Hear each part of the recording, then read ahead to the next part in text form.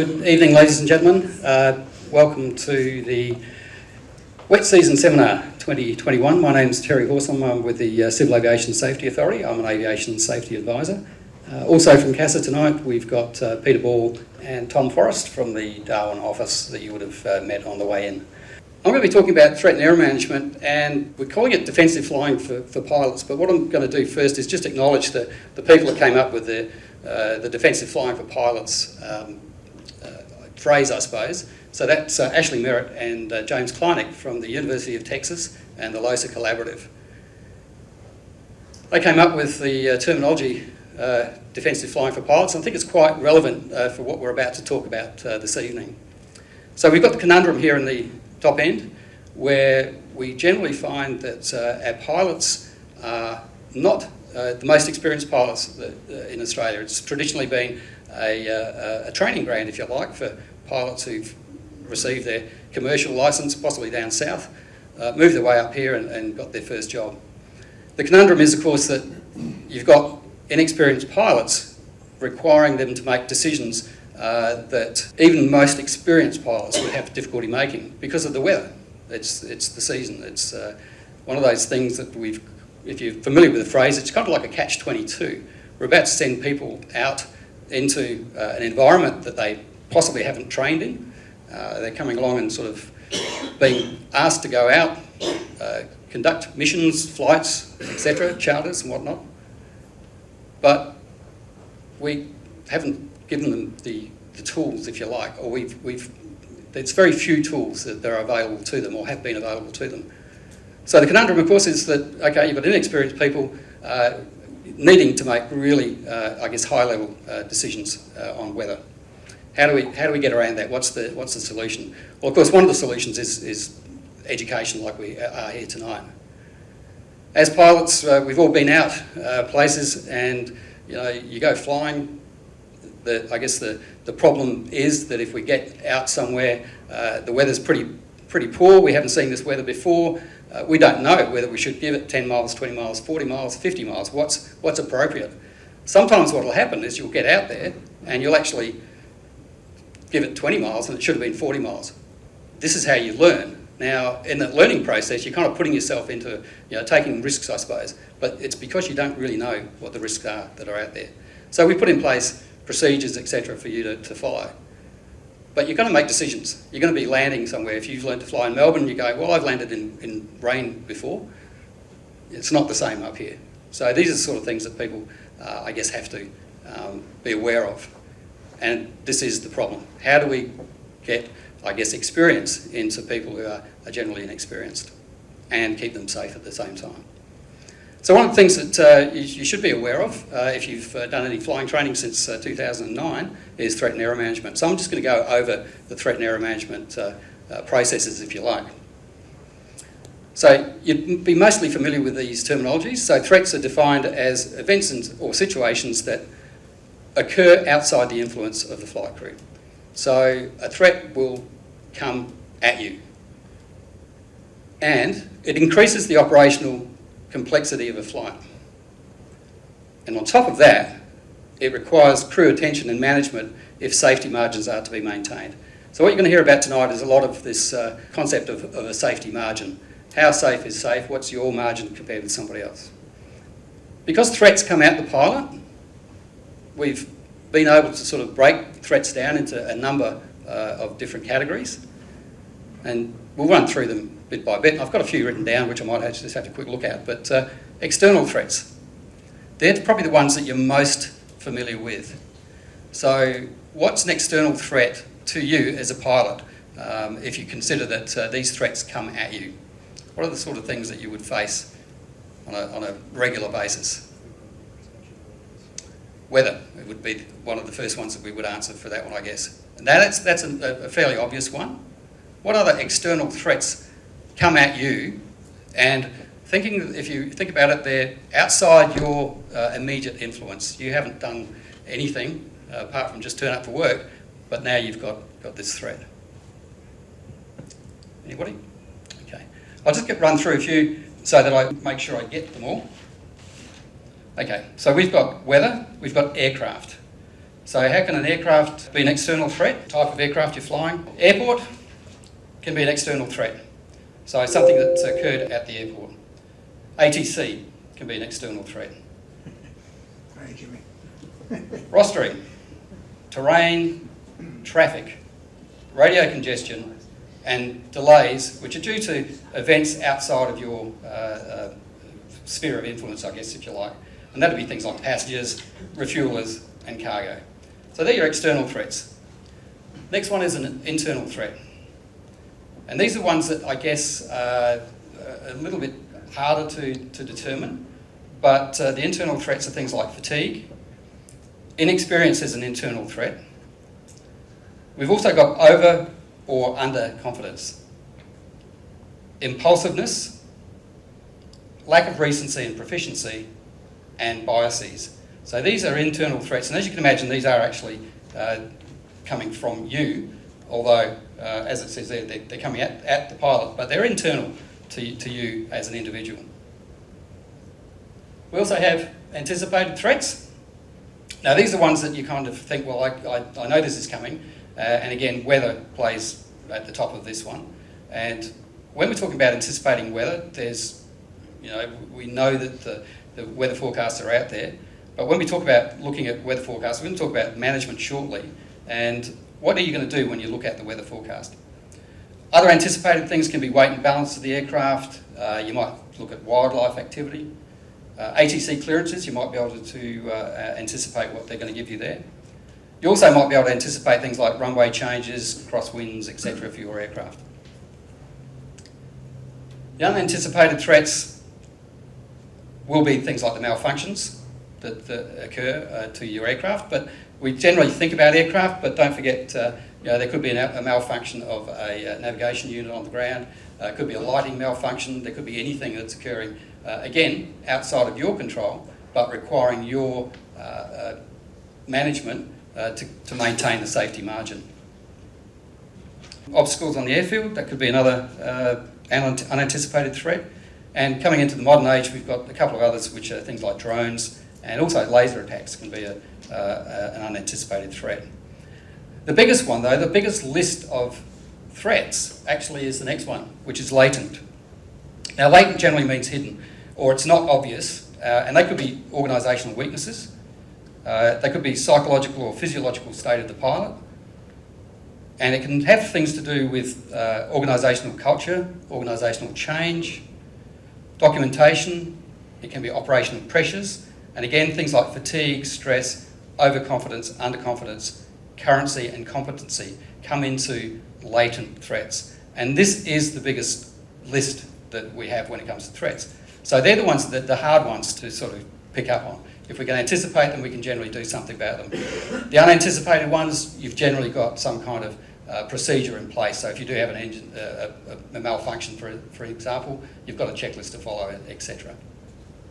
Errors are the next part of threat and error management, and of course we're talking about a definition of error. I like this one. It's a deviation from crew or organisational intentions or expectations. So it's not what you wanted to happen, it was an error, and we understand that the errors do occur. So let's have a look. There's your error here. You've got unintended actions, which are slips and lapses. So a slip might be something like instead of putting the carburetor heat on, you pull the mixture control. That's a slip. You didn't expect that to happen. It was unintentional. The lapse in that sense would be not putting on the carburetor heat when you were supposed to put it on. That would have been a lapse in that sense. You've also got intended actions, which are just mistakes. They can be rule-based or knowledge-based, and we all make mistakes. We've heard that time and time again. Violations, on the other hand, are routine or exceptional. Occasionally you'll get acts of sabotage, but that's pretty rare. What you'll find is most of the violations that do occur are routine, and a routine violation can lead to what we call normalization of deviance. Generally, a routine violation is made to, I guess, take a shortcut, if you like. There's many words for them, and they're things that we would probably find we all do at some point. To make the job go easier, we can't do everything on the checklist, or we can't do everything in the procedure, so we'll just take a shortcut. And that's a violation, because we know we should be doing it another way. An error that's detected and effectively managed, they have no adverse effect on the flight. So we know from studies that about 45% of our errors go undetected, which means that they have no outcome on the flight. So we've made a mistake. It could be a minor error in calculations on weight and balance, for instance, but it had no effect on the flight. Slipped through to the keeper. We didn't know it happened. A mismanaged error, on the other hand, will reduce safety margins by linking to or inducing an additional error or an undesired aircraft state. Now, when you first hear undesired aircraft state, if you haven't studied this stuff or you haven't heard too much about it, an undesired aircraft state is essentially being at the wrong place at the wrong time, wrong configuration, etc. We'll give a definition in a moment, but to my mind, it's a fairly extreme way of talking about something, because it looks to me like an undesired aircraft state would be flying underneath Sydney Harbour Bridge upside down. That would be an undesired aircraft state. That's what it sounds like. Again, we'll come back to the safety margin business. If you do identify an error, the point here is not to fixate on that particular error, but recover the safety margin first and then analyse what you've actually done, what's actually happened. If we spend too much time on the error, then we will find we'll make additional errors which will lead into undesired aircraft states. So, undesired aircraft state is a position, speed, attitude or configuration of an aircraft that results from flight crew error, actions or inaction. Again, it's something you've either done that's caused the undesired aircraft state, or something you haven't done. So if you put the undercarriage down too quickly, undesired aircraft state. But it's not as simple as just being in flight. It could be on the ground. If you taxi in the wrong direction, you taxiway Alpha instead of being told to go in Bravo, then you're in an undesired aircraft state because your position on the airfield is in the wrong place. Runway incursions, same thing. If you get onto the runway and there's other aircraft operating and you shouldn't be there, undesired aircraft state. Finally, an undesired aircraft state will clearly reduce your safety margins. So this evening, we're all about maintaining those safety margins in very changeable conditions. We know threat and error management is a procedure. For those of you that I guess maybe learned to fly before threat and error management became part of the syllabus in 2009, you would have been used to hearing the words airmanship. Now, what threat and error management does essentially is just provides a framework for pilots to use their non-technical skills. So whereas before we would have called it airmanship, what we've got now is actually a framework where we can sort of see where the errors might be, we can see where the threats might be, and we can start doing something about it. We can put it into place, which is essentially what we were doing in airmanship, but we couldn't really define it that well. So countermeasures. We always come back to planning and briefing and contingency planning in particular. So as I mentioned earlier, if you're going to get a weather forecast, and we'll see it from Harry's presentation shortly, if you're going to get a weather forecast and you read it and it says you've got to carry some extra fuel, for instance, don't just read it and go, yeah, that's fine, that's the same, it's always the same, this thunderstorm activity always occurs about 2 o'clock in the afternoon, whatever it might be. Have a look at it, but really think about your contingencies. How's that going to affect your flight? And it could be, and I know that we're going to be talking about this later on too from very experienced pilots, is that you might have to delay your flight. It might be something that you need to do.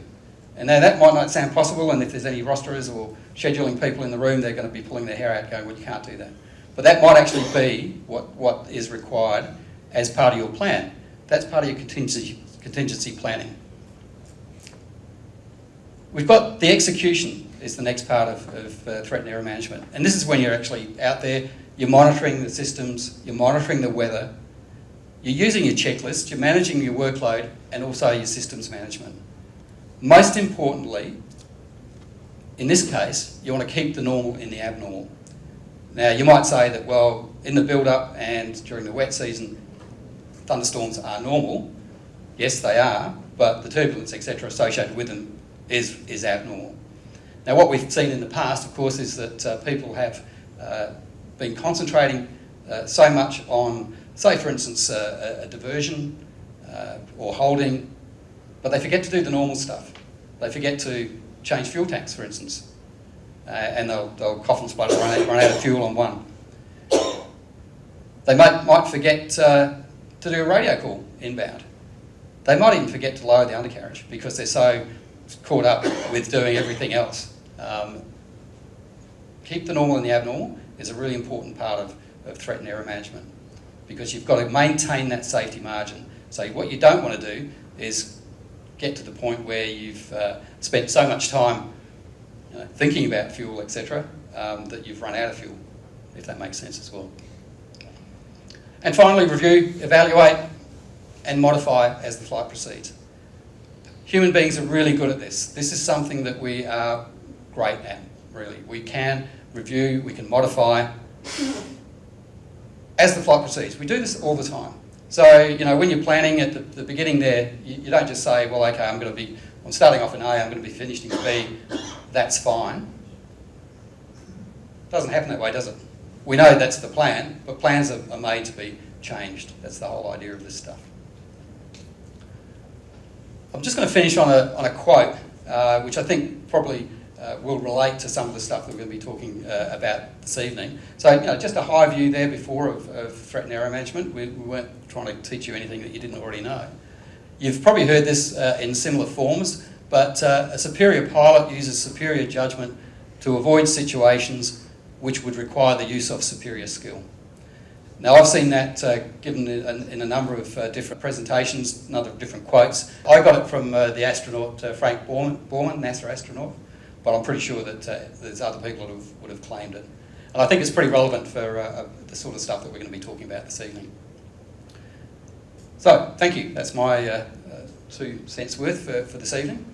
ICAO, International Civil Aviation Organisation, actually anointed threat and error management as being a valid procedure back in the early 2000s, and in 2009 CASA brought out a cap and also made those requirements that it becomes a part of your assessment process. So from an RPL licence onwards, you would have had an assessment of threat and error management. But I guess when you get your first CPL job here in the top end, this is where it really starts to make sense.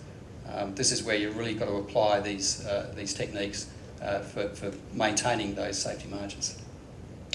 Okay, thanks.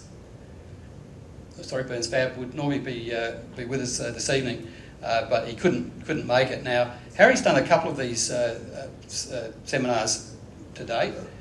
He's also got quite a good presentation in the 2018 presentation that he made. This is slightly different, but we've seen it, and it really speaks to some of the issues. So Harry's going to set the scene, really, as to what we're talking about this evening when it comes to operating in the top end during the build-up and during the wet season. Good evening, everybody. My name's Harry Burns-Fabb, and I'm a meteorologist with the Bureau of Meteorology. So I spent a number of years in Darwin forecasting for aviation and, specialise in tropical weather. So today I'll be stepping through wet season convective weather. So what we mean by this is basically showers and thunderstorms and that kind of activity, with a specific focus on thunderstorms, as that's where most of the hazards are. So why do we want to talk about thunderstorms? Well, they're quite common over the top end, and in particular over the western top end. So as you can see in this image, over Darwin and that west coast, we're looking at around 80 thunder days per year. And that's because of a few things. So for a thunderstorm to form, we have to have moist air rapidly rising through the atmosphere. So to explain why we get so many thunderstorms in Darwin and across the top end, let's have a look at the ingredients. So there are 3 things we need for a thunderstorm to form. The first one being an unstable atmosphere. So what we mean by that is basically the temperature is falling rapidly with height. So that basically means it provides a favorable environment for strong vertical motion to produce the thunderstorm. So we have hot air at the surface, cooler air above, and that enables that hotter air at the surface to rise up. The second thing we need is sufficient moisture. So we need this in the lower levels of the atmosphere. As the air rises from the lower levels into the higher levels, it causes that invisible water vapor to condense into visible water droplets, which is what we call cloud. So that condensation process releases heat into the atmosphere as it goes, and that actually makes that rising air more buoyant, making it rise even faster. And the third thing we need is a lifting mechanism. So basically, this is what we call a trigger. So something to initiate that vertical motion. Things that can act as a trigger, low-level convergence, such as sea breeze fronts interacting with the low-level winds, a frontal system, or for the top end, something like a low-pressure system or a trough, or monsoon trough, a tropical cyclone. And it can be as weak as just the surface heating in the afternoon. So that surface heating gives the lower levels of the atmosphere even more heat to then be able to rise up through the atmosphere. So one thing to note here is that we have moisture and we have instability present for most of the wet season. The thing we want to look for is this lifting mechanism, because that is what will decide whether we get a thunderstorm or we won't get a thunderstorm. So looking at the life cycle of a typical thunderstorm, what we call a pulse thunderstorm. So we start off in this developing phase here. So basically that's characterized by cumulus clouds, which develop into towering cumulus clouds, and that starts growing and growing as that updraft strengthens. And then the thunderstorm gets to the mature stage. So that's characterized by both updrafts as well as downdrafts. So those downdrafts are in the form of precipitation. The mature stage is basically the time of maximum updraft and maximum downdraft. And this is typically where the maximum turbulence, lightning activity, precipitation also occur. Then we move into the dissipating stage, and this stage is characterized by downdrafts. So the downdrafts have basically taken over and prevented the updrafts from happening, and the storm is basically choking itself. So from here, you can see that the storm will continue to rain in the lower levels, but as it does, it loses its momentum and just starts to decay. So in a typical pulse thunderstorm, we're looking at around an hour and a half for this whole cycle to happen. So possibly 10 to 15 minutes for the developing phase, kind of up to 30 minutes for the mature phase, and then another 30 minutes for the dissipating phase. And during this time, the thunderstorm will generally move depending on which way the winds are blowing, and other environmental factors. So comparing this example, which is just a run-of-the-mill garden variety pulse thunderstorm, to something a little more intense, looking at a supercell thunderstorm, basically the difference here is that this updraft and this downdraft are separated. So we can have both happening concurrently. So this means that the thunderstorm can continue and last a lot longer than that hour and a half that a typical pulse thunderstorm will last. So basically what we have is the motion or movement of the thunderstorm is such that it enables this updraft and downdraft to coexist. So that separation basically allows the updraft to continually feed the thunderstorm. And with this, the thunderstorms are able to grow larger, they're able to last a lot longer, and they're able to move greater distances. So that's a bit on what a thunderstorm typically looks like. Just quickly touching on the hazards. So firstly, every thunderstorm is hazardous. I probably don't need to say this, but every thunderstorm is hazardous, regardless of size or intensity. Um, but some of the key hazards are severe turbulence. So we're looking at downdrafts of up to 6,000 feet per minute. We also experience severe wind shear in thunderstorm, so basically rapid changes in speed and direction over very small distances. So thinking about that example of the updraft as well as the downdraft coexisting, that's a key location where we get that severe wind shear. Severe icing, because we have so much liquid water content being pushed higher in the atmosphere rapidly, the process we have happening is that liquid gets super cooled. And basically what happens then is that if it comes in contact with something, it can rapidly freeze. So in case of aircraft, if it becomes in contact with airframes, it can rapidly freeze onto them.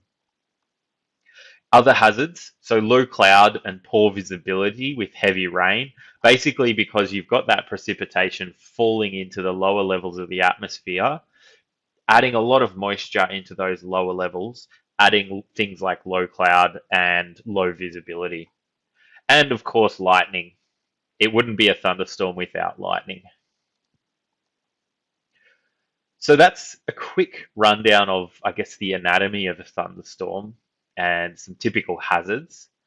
If you want to know more information about the structure of a thunderstorm, how they work, there's some really great videos online. So this one in particular, Ask Bomb, what is a thunderstorm? Just chuck it into Google, you'll find it. Basically, it has some really neat animations on the whole life cycle of a thunderstorm and a few other animations explaining the moisture, the instability, and the lift needed for a thunderstorm. So I'd highly encourage you to check that out if you haven't already. So contextualizing all of this for the top end, and yeah, Darwin in particular, let's have a look at a few radar examples. So in this example, we have an early build-up thunderstorm. So this thunderstorm is basically a pulse thunderstorm. It's not very short-lived. You see, it lives about an hour and 20 minutes. There's a few reasons why it is not long-lived. Firstly, there is too much dry air in the atmosphere. So when it tries to replace the moisture in those updrafts, it doesn't have enough surface and mid-level moisture to replenish that moisture. It also doesn't have that those steering winds, so the winds in the mid-levels of the atmosphere to enable the updraft and downdraft to disconnect, and so that it can't continue to move. And basically what happens is the updraft gets choked by the downdraft. We also, the key thing of the early build-up, basically, currently, the thunderstorms are very isolated. Because there's quite a bit of dry air in the atmosphere still, we might say there is a chance of isolated thunderstorms over large areas, for example, in the graphical area forecast. But there's two ingredients that may be there, moisture and instability. But the third ingredient, we really need a strong lifting mechanism to kick things off, because the amount of moisture and the amount of instability is quite marginal in this time of year. So we need a strong lifting mechanism to kick things off.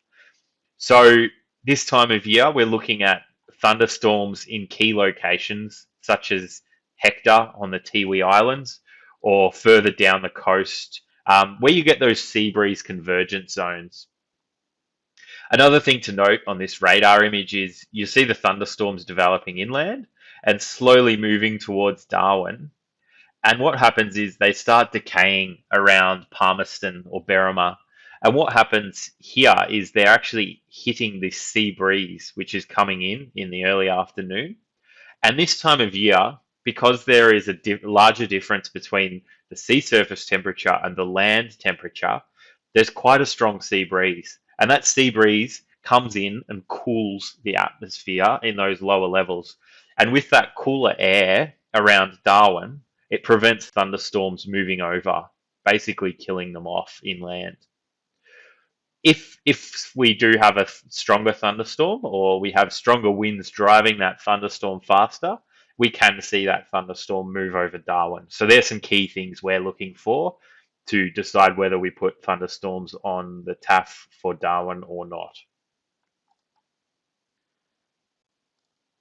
Another example is during deep in the wet season, we call it a monsoon break. Basically, it's a period deeper in the wet season where we have moisture, we have instability in abundance. So it's like having a big, bonfire ready. Everything's dry. There's plenty of fuel on the fire. All you need is a tiny little match to light it, and it'll go kaboom. Basically, that's what we're looking at here. So any little trigger here will basically unlock that moisture and instability and trigger some thunderstorms. And what happens here too is we have longer lived thunderstorms because we have a lot more moisture in the atmosphere. We also have a lot more thunderstorms over the top end as well. So if you're looking at an area in the graphical area forecast, this is where we sometimes talk about occasional or frequent thunderstorms instead of just isolated thunderstorms, which I'll discuss in a little bit more detail in a few slides. You can also see that this time of year, although the radar image seems to stop before it hits Darwin, this time of year the sea breeze is not as strong because there's not as big a difference between the sea surface and the land surface temperatures. So there's only a weak sea breeze, so the storms can often overcome that sea breeze and roll straight through Darwin. Another example is of a squall line thunderstorm. So basically, how that diagram before, where we had the updraft and downdraft separated, is what's happening here in this squall line. You can see moving up to the north coast of the top end. So because the updraft and downdraft are separated, it's able to be much longer lived and it's able to move over much greater distances. So we're looking at a couple of 100 kilometers here and over a couple of hours. So it also, as you can see, there's a large storm front. So it covers a large amount of the area. So what I want to talk to you about now is the weather amounts we use on the graphical area forecast to describe what's happening. So starting off with isolated, or ISOL as we code it up in the GAF, basically what we're saying here is there's less than 50% of the total area covered. So we could call this area Area A or Area B in the GAF.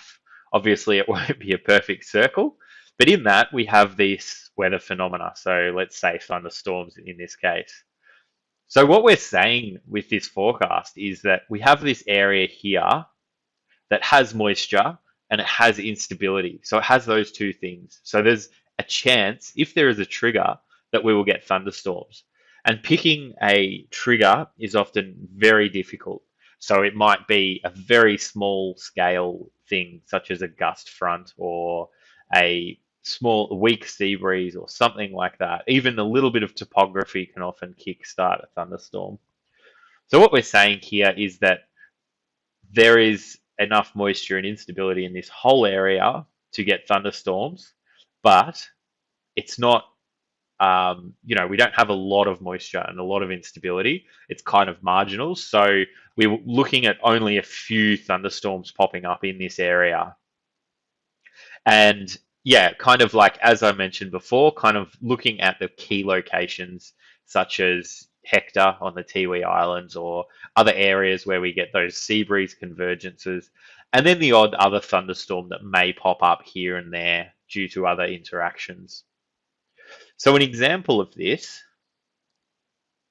we have this satellite image, and you can see basically the forecast for today is isolated showers and thunderstorms over the top end. And what you can see are a few storms popping up on the sea breeze on the west coast here, and a few more storms popping up just to the east of Tyndall here. And basically, over the whole area, it's covering much less than 50% of the area. We've got large areas here and further south here that don't have thunderstorms, just because there would be moisture and instability in those areas, as you can see by the cumulus cloud kind of popping up. But we don't have a strong trigger to then force the cloud up and develop into a thunderstorm. So that's kind of what we're talking about when we're talking about isolated thunderstorms. Looking at scattered or occasional, we're looking at an area of 50 to 75% of that total area. So A, B, or C, or however we describe it in the graphical area forecast, 50 to 75% of that area covered with the weather phenomena. So in this case, in this example, thunderstorms. So basically, we call this area A, and we're saying that conditions are pretty favorable in this area. So we're saying that there's a lot of moisture, there's a lot of instability, and there is more than likely going to be some strong lifting mechanism, such as a trough or such as a low, something to really kick things off and get this broad scale activity happening. So quite a decent outbreak of thunderstorms in this area. So an example of this, we have this satellite image, and we can see over the top end up here, definitely still isolated. There's one storm pops up, basically. But then if we say this area down here, just circling this area of thunderstorms, it's a much more favorable location because as I've done my homework, had a look at the charts, there was a trough flying through this area. So we have moisture and instability right across the top end, but we also have this really strong forcing mechanism which acts as that trigger. So we have a lot of thunderstorms through this area. So if we then write that in the graph, we basically circle this area of enhanced activity and call that occasional thunderstorms through that area. So basically we're saying that 50 to 75% of the area is covered in thunderstorms. As you can also see on the satellite, we use these red and yellow spots, lightning strikes, and we use that quite a lot over the Northern Territory because we have limited radar coverage. We have 10-minute rapid update satellite imagery, so this is invaluable in forecasting and then detecting thunderstorms. So then moving on to widespread or frequent in thunderstorms case. So basically we're saying greater than 75% of the area. So, call this area A, and almost all of the area basically is covered in thunderstorms. If this is the case, we will issue a SIGMET.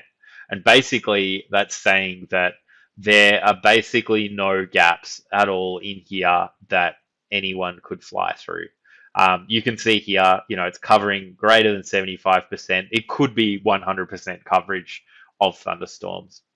So for a SIGMET, we need a criteria of this area of frequent covering at least 3,000 nautical miles, which actually isn't massive. It's probably the equivalent of roughly the Tiwi Islands doubled kind of thing. So it's not a massive area, and we do get that every now and again over the top end.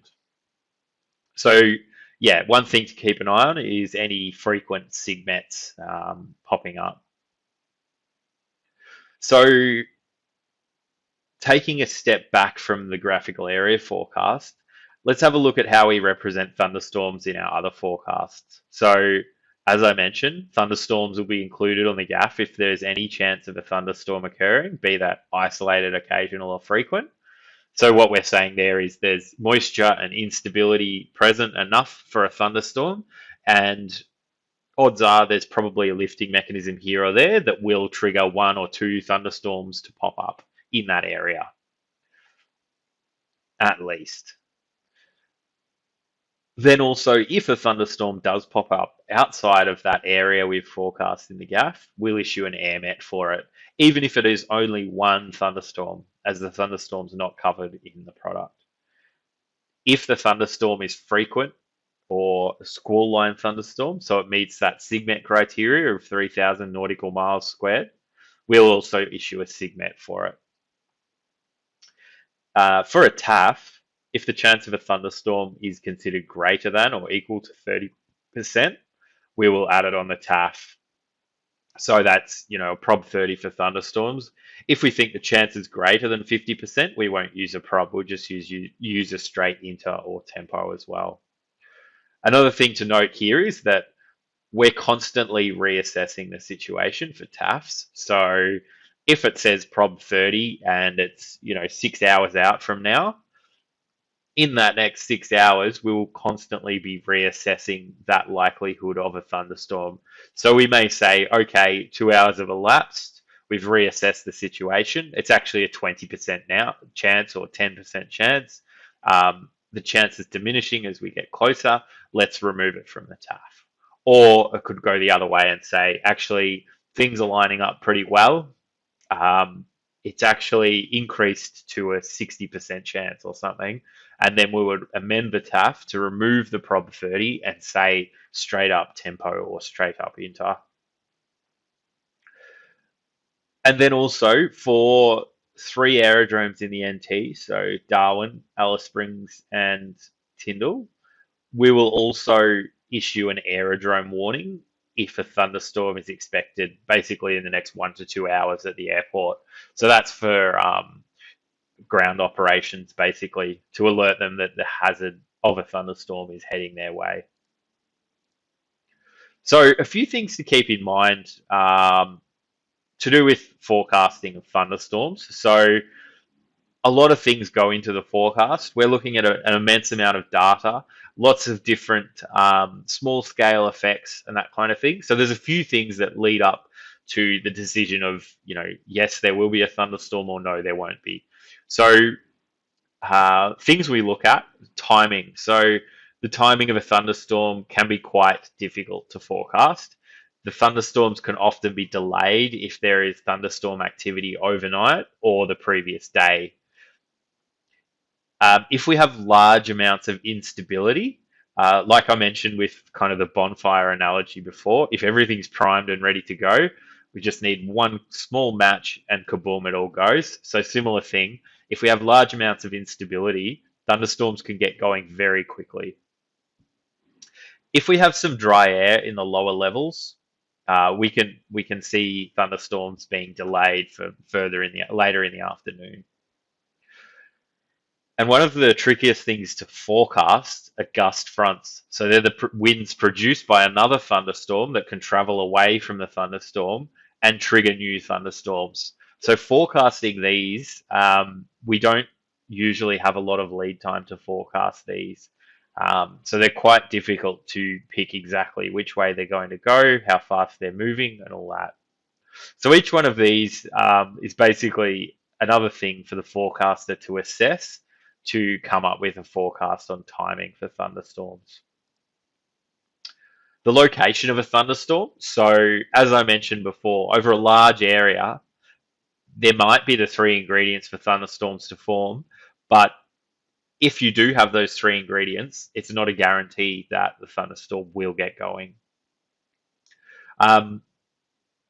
Over the top end and in the tropics, we're looking at these subtle small scale features as that's what we have as triggers. So we're talking about sea breezes and gust fronts, really small scale features.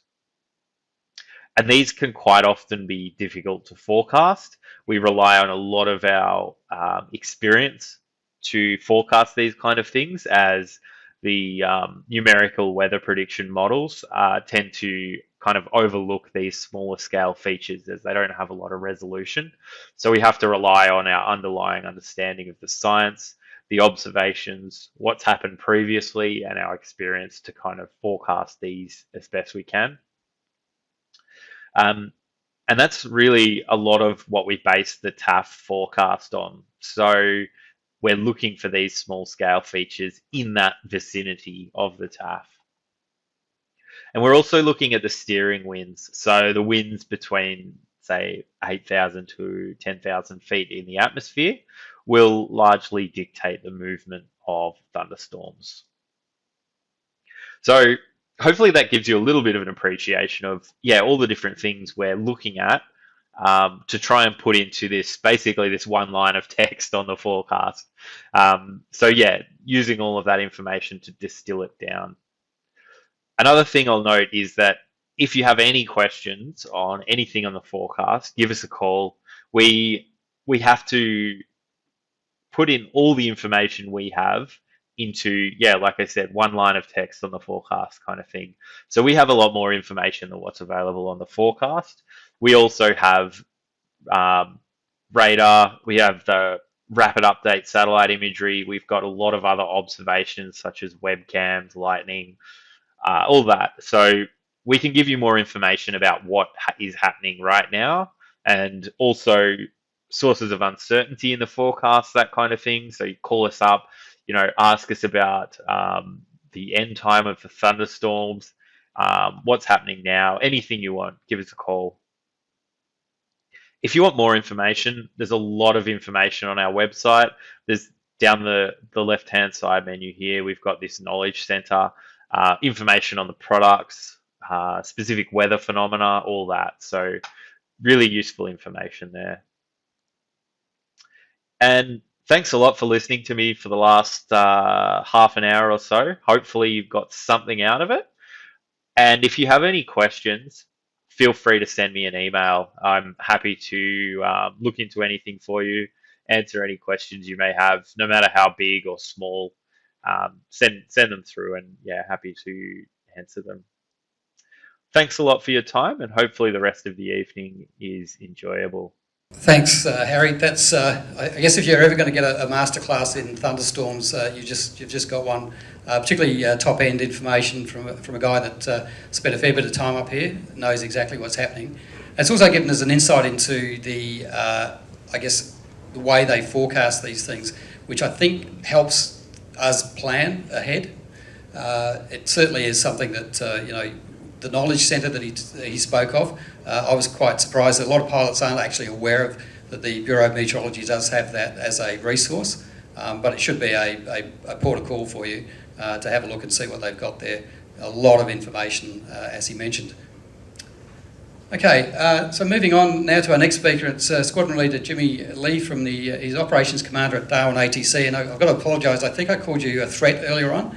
Nothing personal, but I'm pretty sure you're about to allay those fears of being a threat. So, great pleasure to welcome Jimmy along.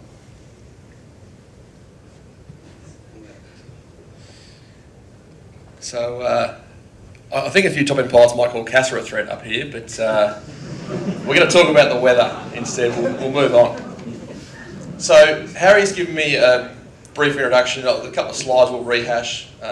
You'll listen on air traffic control and talk about weather. So, ignore what I say and just look at the pictures. But what I want to talk through initially is a bit of an overview. It's pretty much a rehash of what Harry spoke about. The different types of weather we can experience during the wet season. How that impacts us as air traffic control and what implications it forces onto us on how we manage you operating within the airspace. Talk about push-on-itis, the dangers of it and how you can get very easily caught out in the adverse weather conditions present in the territory. How we then manage weather with you to ensure safety of flight and safe aircraft movements within the controlled airspace. Special VFR, and hopefully I'll have time for a couple of questions at the end. So my pictures aren't as nice as Harry's. I want to talk about overall, there's a bit of a background stuff like Harry mentioned. So what does wet season bring to us as aviators in the territory? Reduced visibility, rain, showers, thunderstorms, convective cloud. They can be small and fast moving, or they can be broader, slower moving and longer lasting.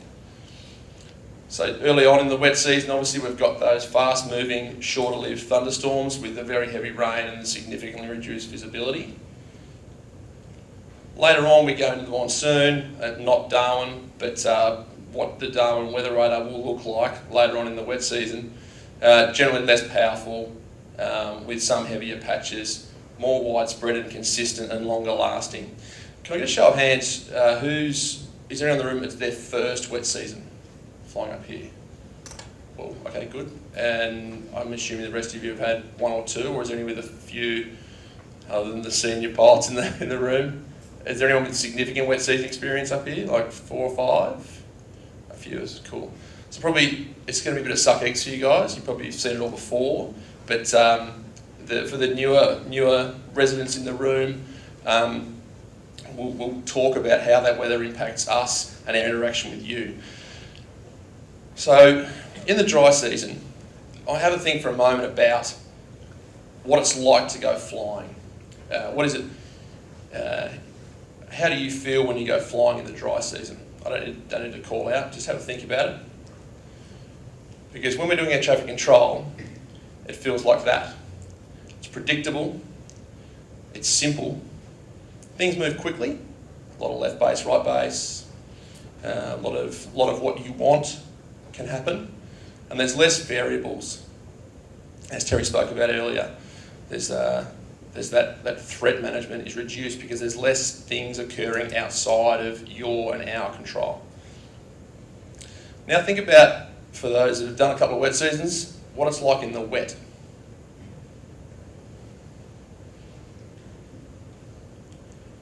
Because for us, it's unpredictable, it's complex, everything slows down, and our workload goes up. And I imagine the answers that you were coming up with in your heads were similar for you as pilots operating in the airspace around the weather. And so there's a massive delta between how we can operate and how we can control you in the dry season, and as we transition to the wet and how things change in our interactions with you. So considerations from an air traffic control perspective. The primary aim of our job is not to be a threat, it's to provide safety, and separation assurance is the primary means by which we do that. So 3 miles, 1,000 feet, and a variety of other standards we can use, runway standards, etc. But separation assurance is our primary aim. We can offer you or provide you with weather deviations to help you get around adverse weather conditions that you're facing to reduce that external threat of weather. Things we need to think about as air traffic controllers is priority. So IFR versus VFR. IFR pilots are trained, they are more experienced, they are better equipped based on the technology in their aircraft to deal with the adverse weather conditions that we'll face through the wet season. VFR pilots may not have any of those things as much as an IFR pilot does, experience, technology on board, things like that. Assistance to the VFR aircraft is one of the reasons our workload increases in that wet season weather. The VFR aircraft generally don't have weather radars or any of that high-tech stuff in the cockpit, and we can't become your eyes and ears per se, but we can offer you localised, specific advice as to what the weather is right now at the aerodrome. We saw the weather radar pictures that Harry had up before.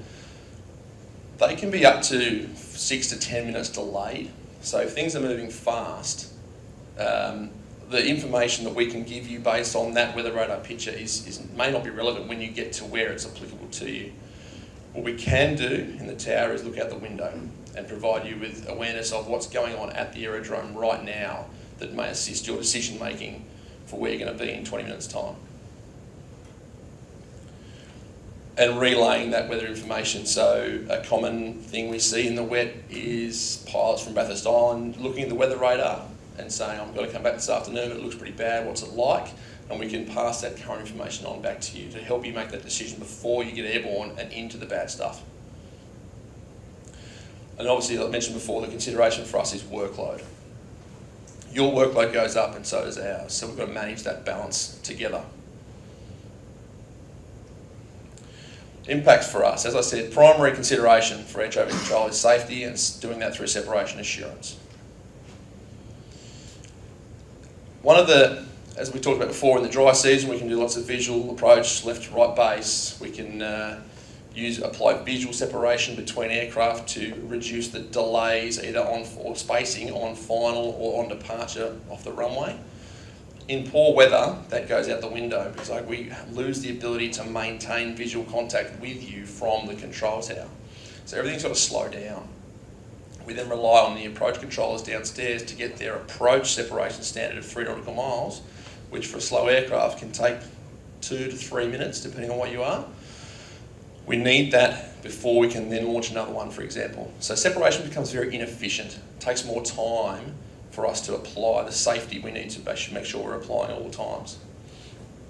Increase in instrument arrivals. Obviously, if it's not VMC, we're going on the ILS and VOR more often. So those approaches are inherently slower because of the workload you're under, and we need to ensure that we can keep that 3 mile spacing all the way down to the ground. So if we plan for 4, we'll end up with 2.5. So we plan for 5 to 6 to make sure we don't lose 3 when the aircraft in front slows right down on final. Short final. So we have an increase in those arrivals, which means, once again, that's more inefficient for separation assurance.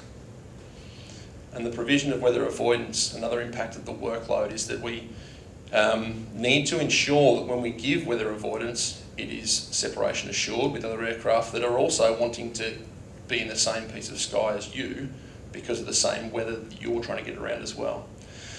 Other considerations could be active restricted airspace.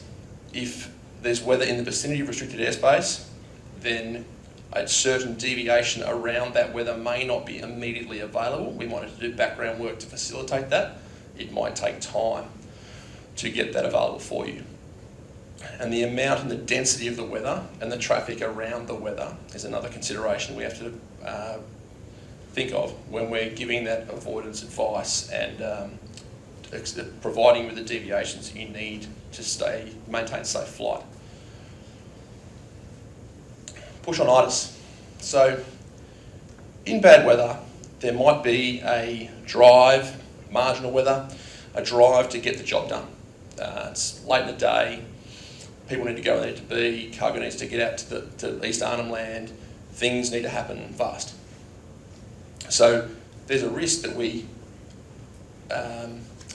feel pressured to conduct flight when potentially the conditions may not be totally suitable for it. In the case where we are operating in marginal IMC, as we call it marginal IMC when it's not quite full IMC, but it's sort of, VFRs can sort of get through, but it's sort of touch and go. We call it marginal. Weather moves fast, especially this time of year right now, just before Christmas. Those thunderstorms that Harry talks about are fast moving, they're rapid, they're changing quickly. If that weather moves fast and you're trying to push through a marginal piece of weather, there's a chance that it could turn against you in where you want to be and where it's going to go. The range of the weather. So while it might look okay initially on departure from an aerodrome, it could extend, last longer, be more widespread than first indicated by a forecast or a weather product you looked at before you departed. There's always the potential as well, as I sort of touched on the first point, for the weather to deteriorate. So if that occurs, there's a chance that you won't have an up-to-date weather product at the time that it's getting worse, that you're not fully prepared for what it actually turns out to be. What that'll do is box out available options for you. It'll reduce the outs you have. So not being aware of that traffic, airspace, weather that exists or is developed when you took off to present will change and worsen the situation that you're expecting without you realising it potentially. All of that equals risk, an increase of it. So Terry talks about threat management. By pushing a flight on or an operation on in weather conditions that are adverse and marginal, you could be increasing your risk without fully understanding how significant that threat can become. Risk managing weather. We all brief, we all read the TAF. The weather products available to you that the BOM provides are not the only things available. There's Airnorth. Airnorth is now available on the NAPES briefing page. If you pull up Darwin, it'll have the Darwin current ATIS on there available as well. And it's also available by phone if you've got no reception or can't get the product on the phone, on your smartphone or whatever. You can ring up the phone number. Worst case, ring us, ring the tower and ask what's going on, as I said before. There we go, preempted myself. Call us, we'll tell you what's going on right now. Don't be afraid to consider your experience levels with respect to the conditions. As we said, there's a lot of pilots in the room, first wet season. I know for us, air traffic, the first time we control wet season is a different endorsement than what we train for in the dry. It fundamentally changes everything we do. So for your first wet season, there will be days where things will happen that you won't have thought could happen in a chain of events in terms of weather management. So don't be afraid to just double check yourself. Is it worth going now? Should I wait a bit? Should I call the tower and see how it's going at Darwin because that weather radar looks really bad? Or it might have already passed through and the weather radar's 10 minutes old. When you're looking for weather deviations, do I need 5? Am I comfortable with 5? Or haven't seen one that big before, I might take 10. Don't be afraid to ask for more. A lot of the times we'll get 1 or 2 miles left or right of track for cloud or build-ups with VFR pilots. Personally, I'll just give you 5.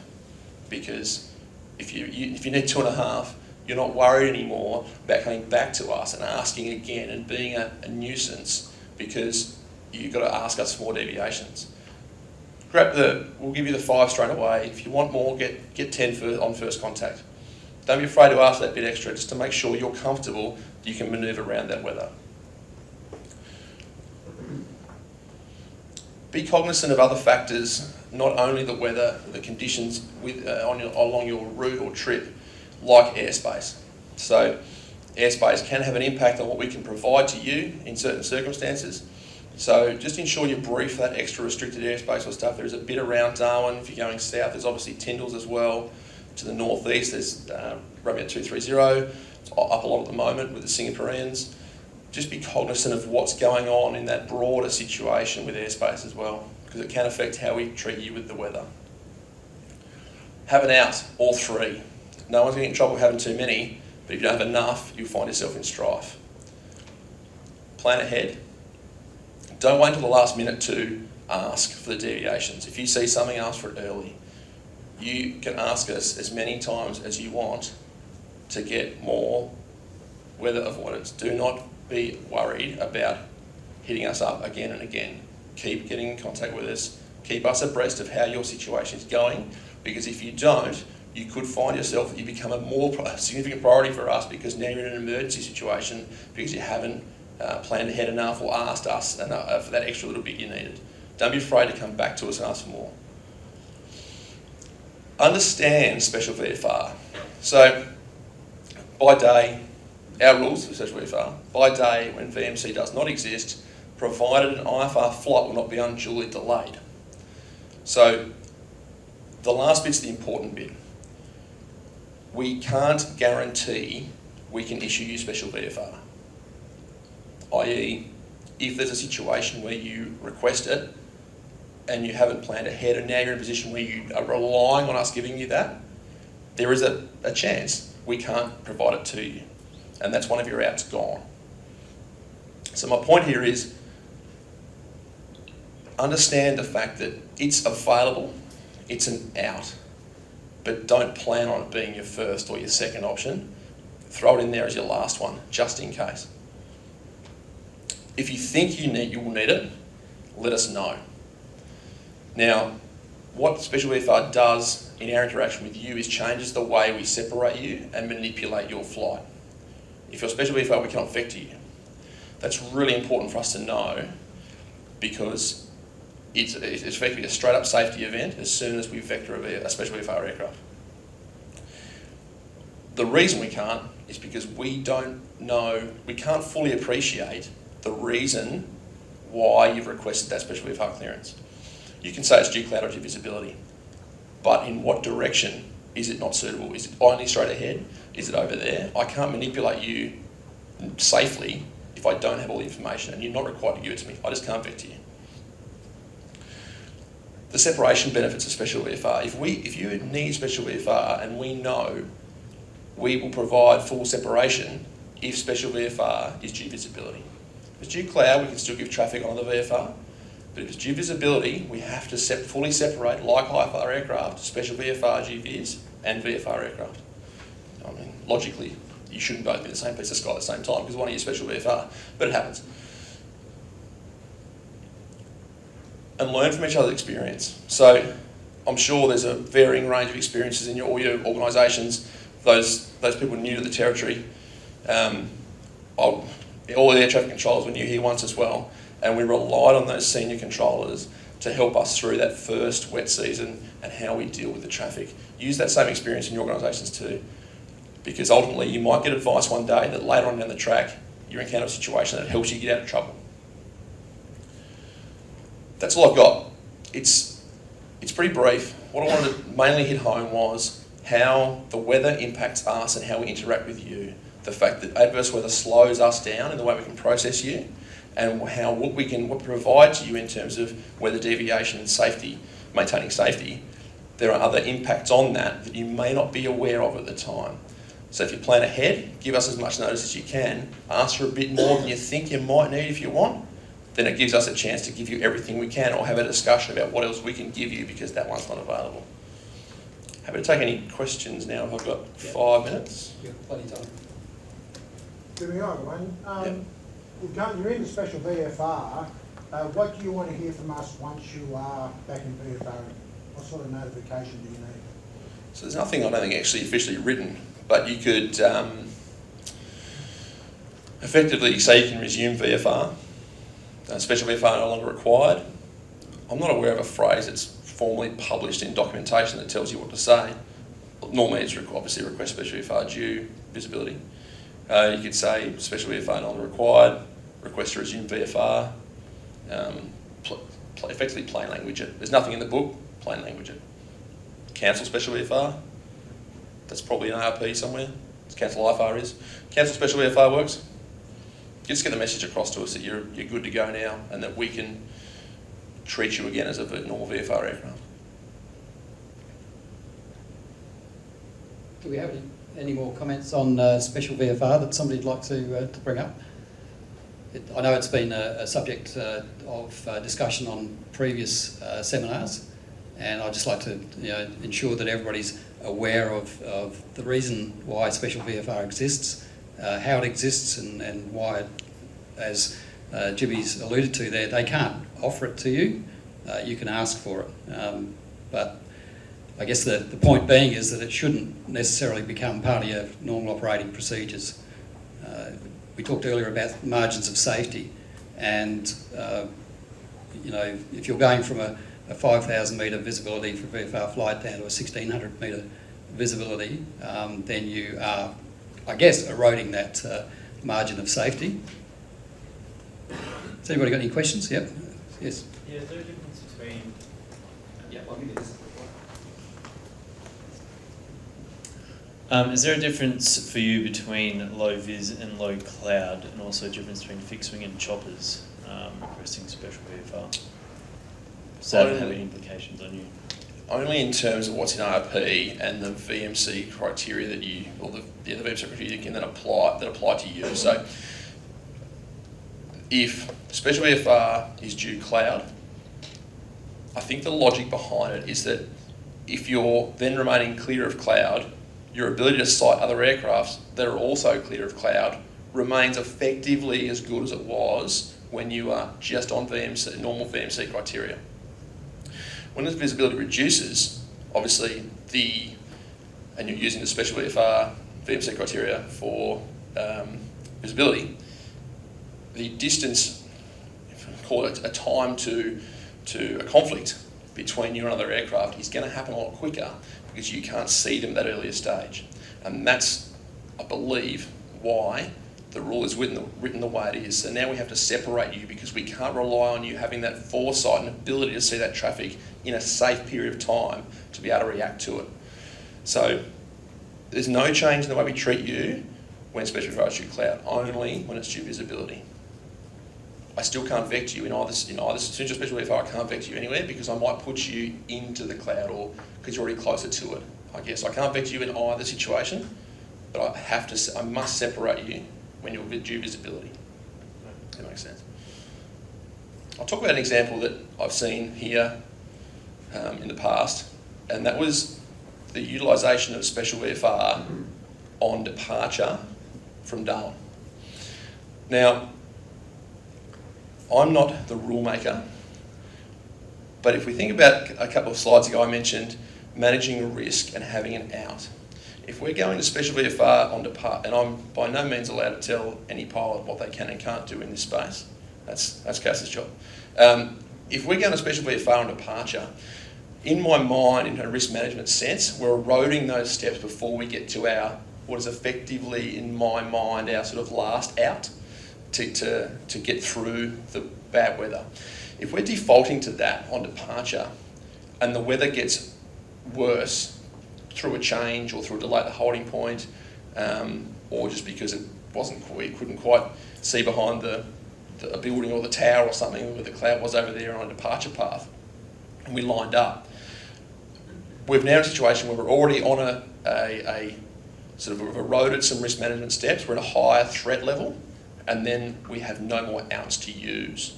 And so what that then creates is a situation where you're now a priority for us because you're a Special Vfr and you might not be able to maintain those criteria and then you need to come back. But I'm instrument approaches. So how am I going to get you back in to the aerodrome in my sequence of IFR aircraft that are equipped and built to manage and trained to manage that weather? And now I've got to try and find a gap in the sequence when we're really instrument approach weather anyway.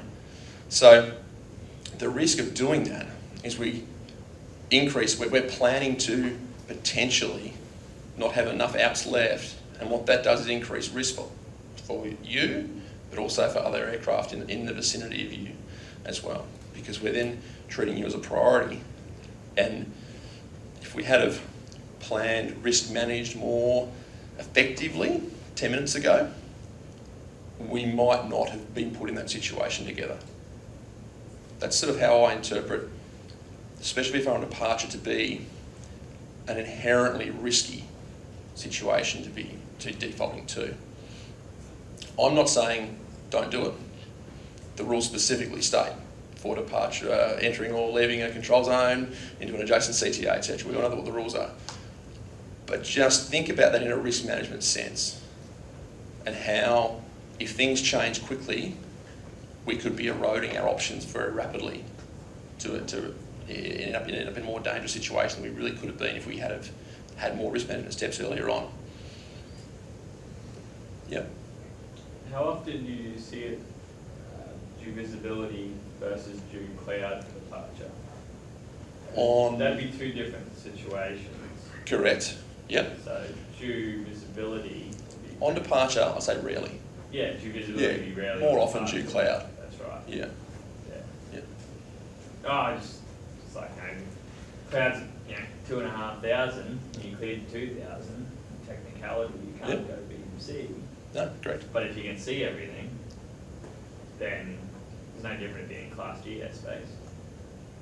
No, correct. Yep, that's correct. Yeah. So like I said, I'm not saying don't do it. I'm saying just be mindful of the risk management process. Different risk thing. Due visibility would be ridiculous. It's different. The risk level is different. So that's part of your risk management process. It's not due vis, it's due cloud. Okay.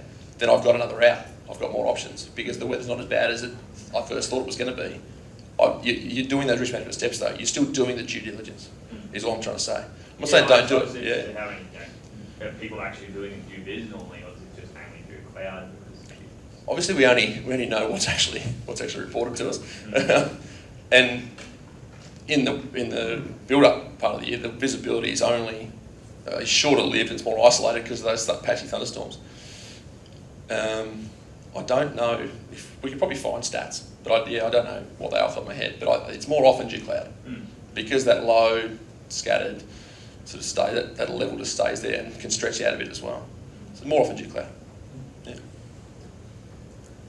Great. I think we've just come to the end of your allocated time at the moment, but we will have time at the end. If anybody's got any more questions regarding Special VFR or anything that Jimmy's talked about tonight, again, great resource to have here. Great understanding as to how they view the, particularly like your slide with the dry season and the wet. I think that's absolutely right. Anybody that's flown in those situations would see that makes so much sense, that your workload is going to increase, everything just gets that much more complicated. So thanks very much, Jimmy. Really appreciate you coming out tonight. Cheers. Moving on, we've got another practitioner with us, and tonight we've got the pleasure of welcoming Ian Silvester, who some of you may have come across around the traps training, and he doesn't do the checking part that well apparently, but Ian Silvester is a training pilot with Airnorth, and I won't steal his thunder because I know he's got some great stories to tell. So welcome aboard, Ian. Thanks. Thanks, guys. I don't have all the fancy slides like all the rest of the guys, so you're just going to have to listen to my stories. I was trained in Newcastle, New South Wales originally in early 2000s, so that's kind of going to give you a bit of an idea of my age. After that, I came up to Western Australia to Convective, and I started there with Sling Air. That's gone now, but it's become another company. But I started there as a line pilot. I went on to be the chief pilot there.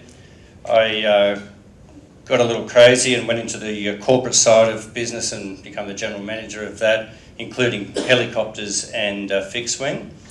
After that, my love of flying was too great, so I started with Airnorth then, E120 or the Brasilia, and then I went on to the E170. I've been an E170 captain now for a while. So as part of my career, I've kind of seen both sides of business. I know the pressures that the pilots are under.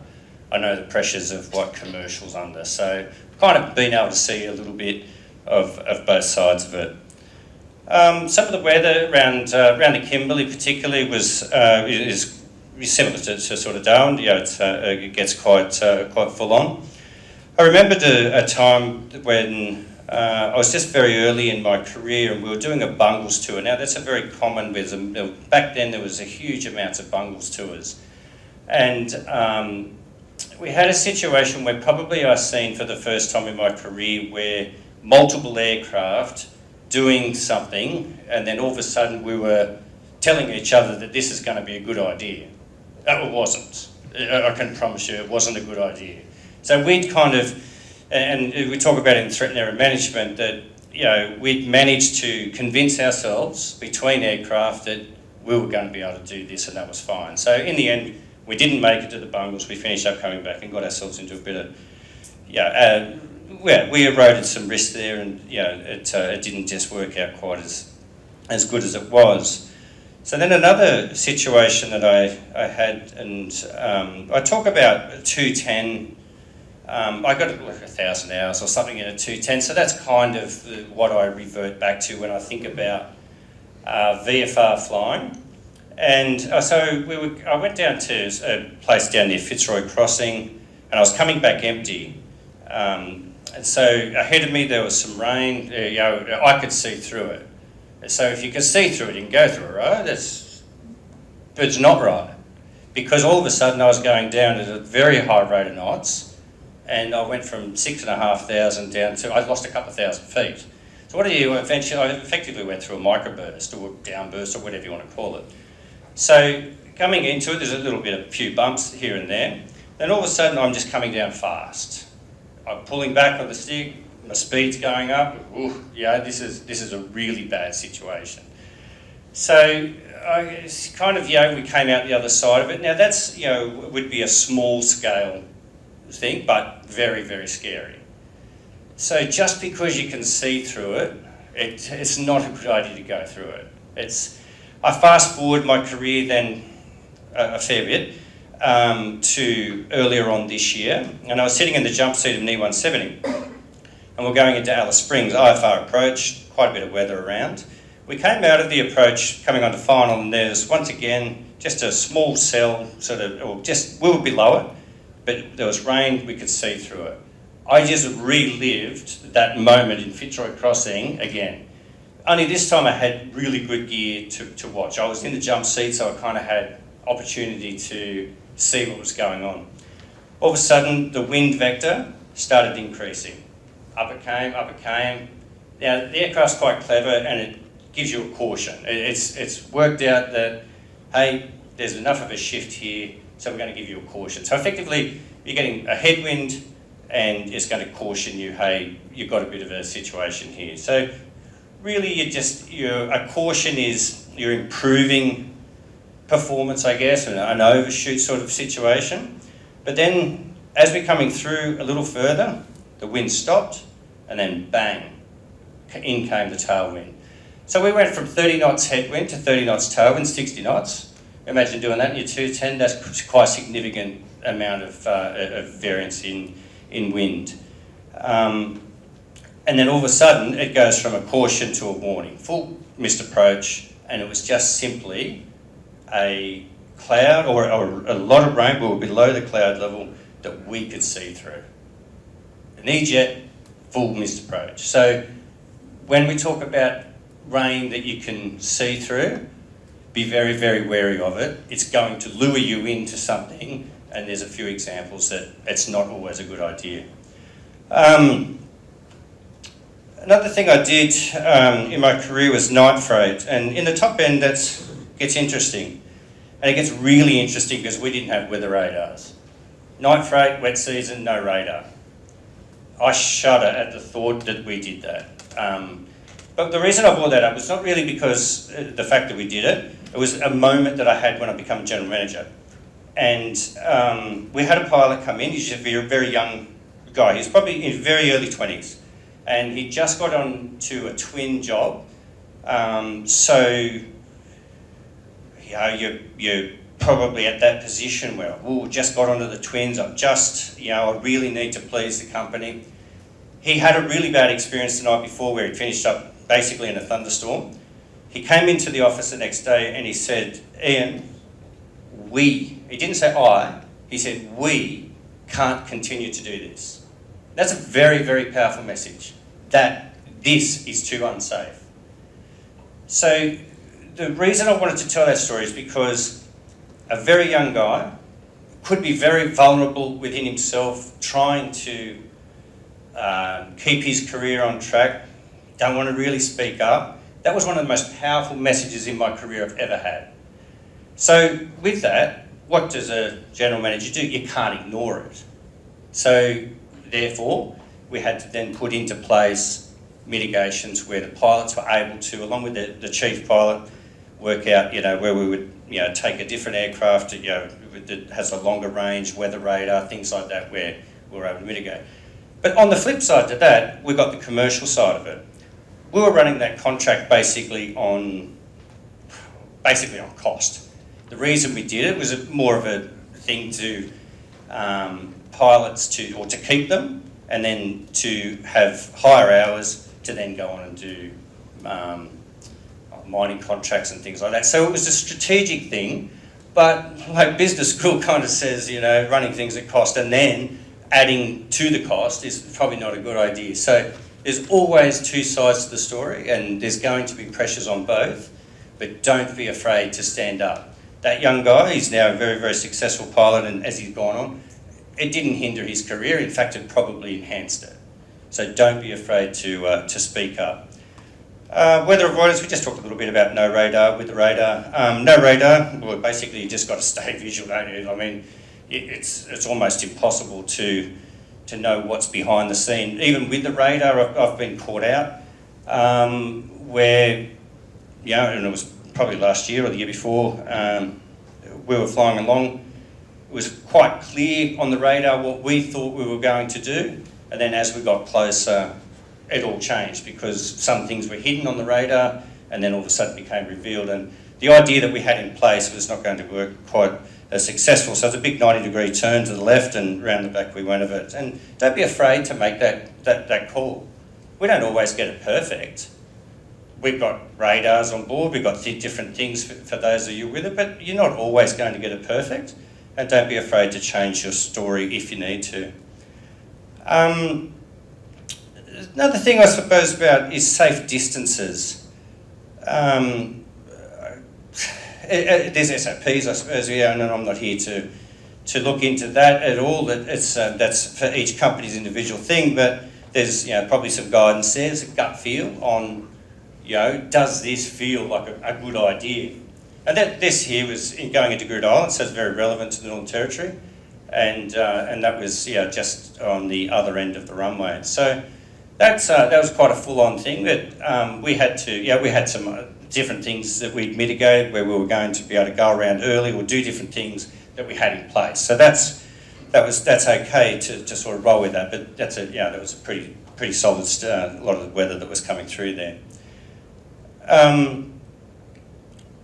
ATC, we talk about the fact that we've got weather ahead and things like that. So we've got we request weather avoidance. And we don't always get it, but sometimes we might require it, and that's a very good word to use. I can guarantee you that if you use a pan call, that'll get Jimmy's attention. That's one thing's for sure. So if you have a thunderstorm in front of you and you are not getting what you want, worst case scenario, you don't fly into that thunderstorm. You make it happen that you get around that thunderstorm. Deal with the paperwork on the ground if you need to, but I guarantee you do a pan call, you'll get some attention. Jimmy talked about act early, and that's a great, in all of my training that I do, we look at things. I'm looking at things about 100 mile in advance.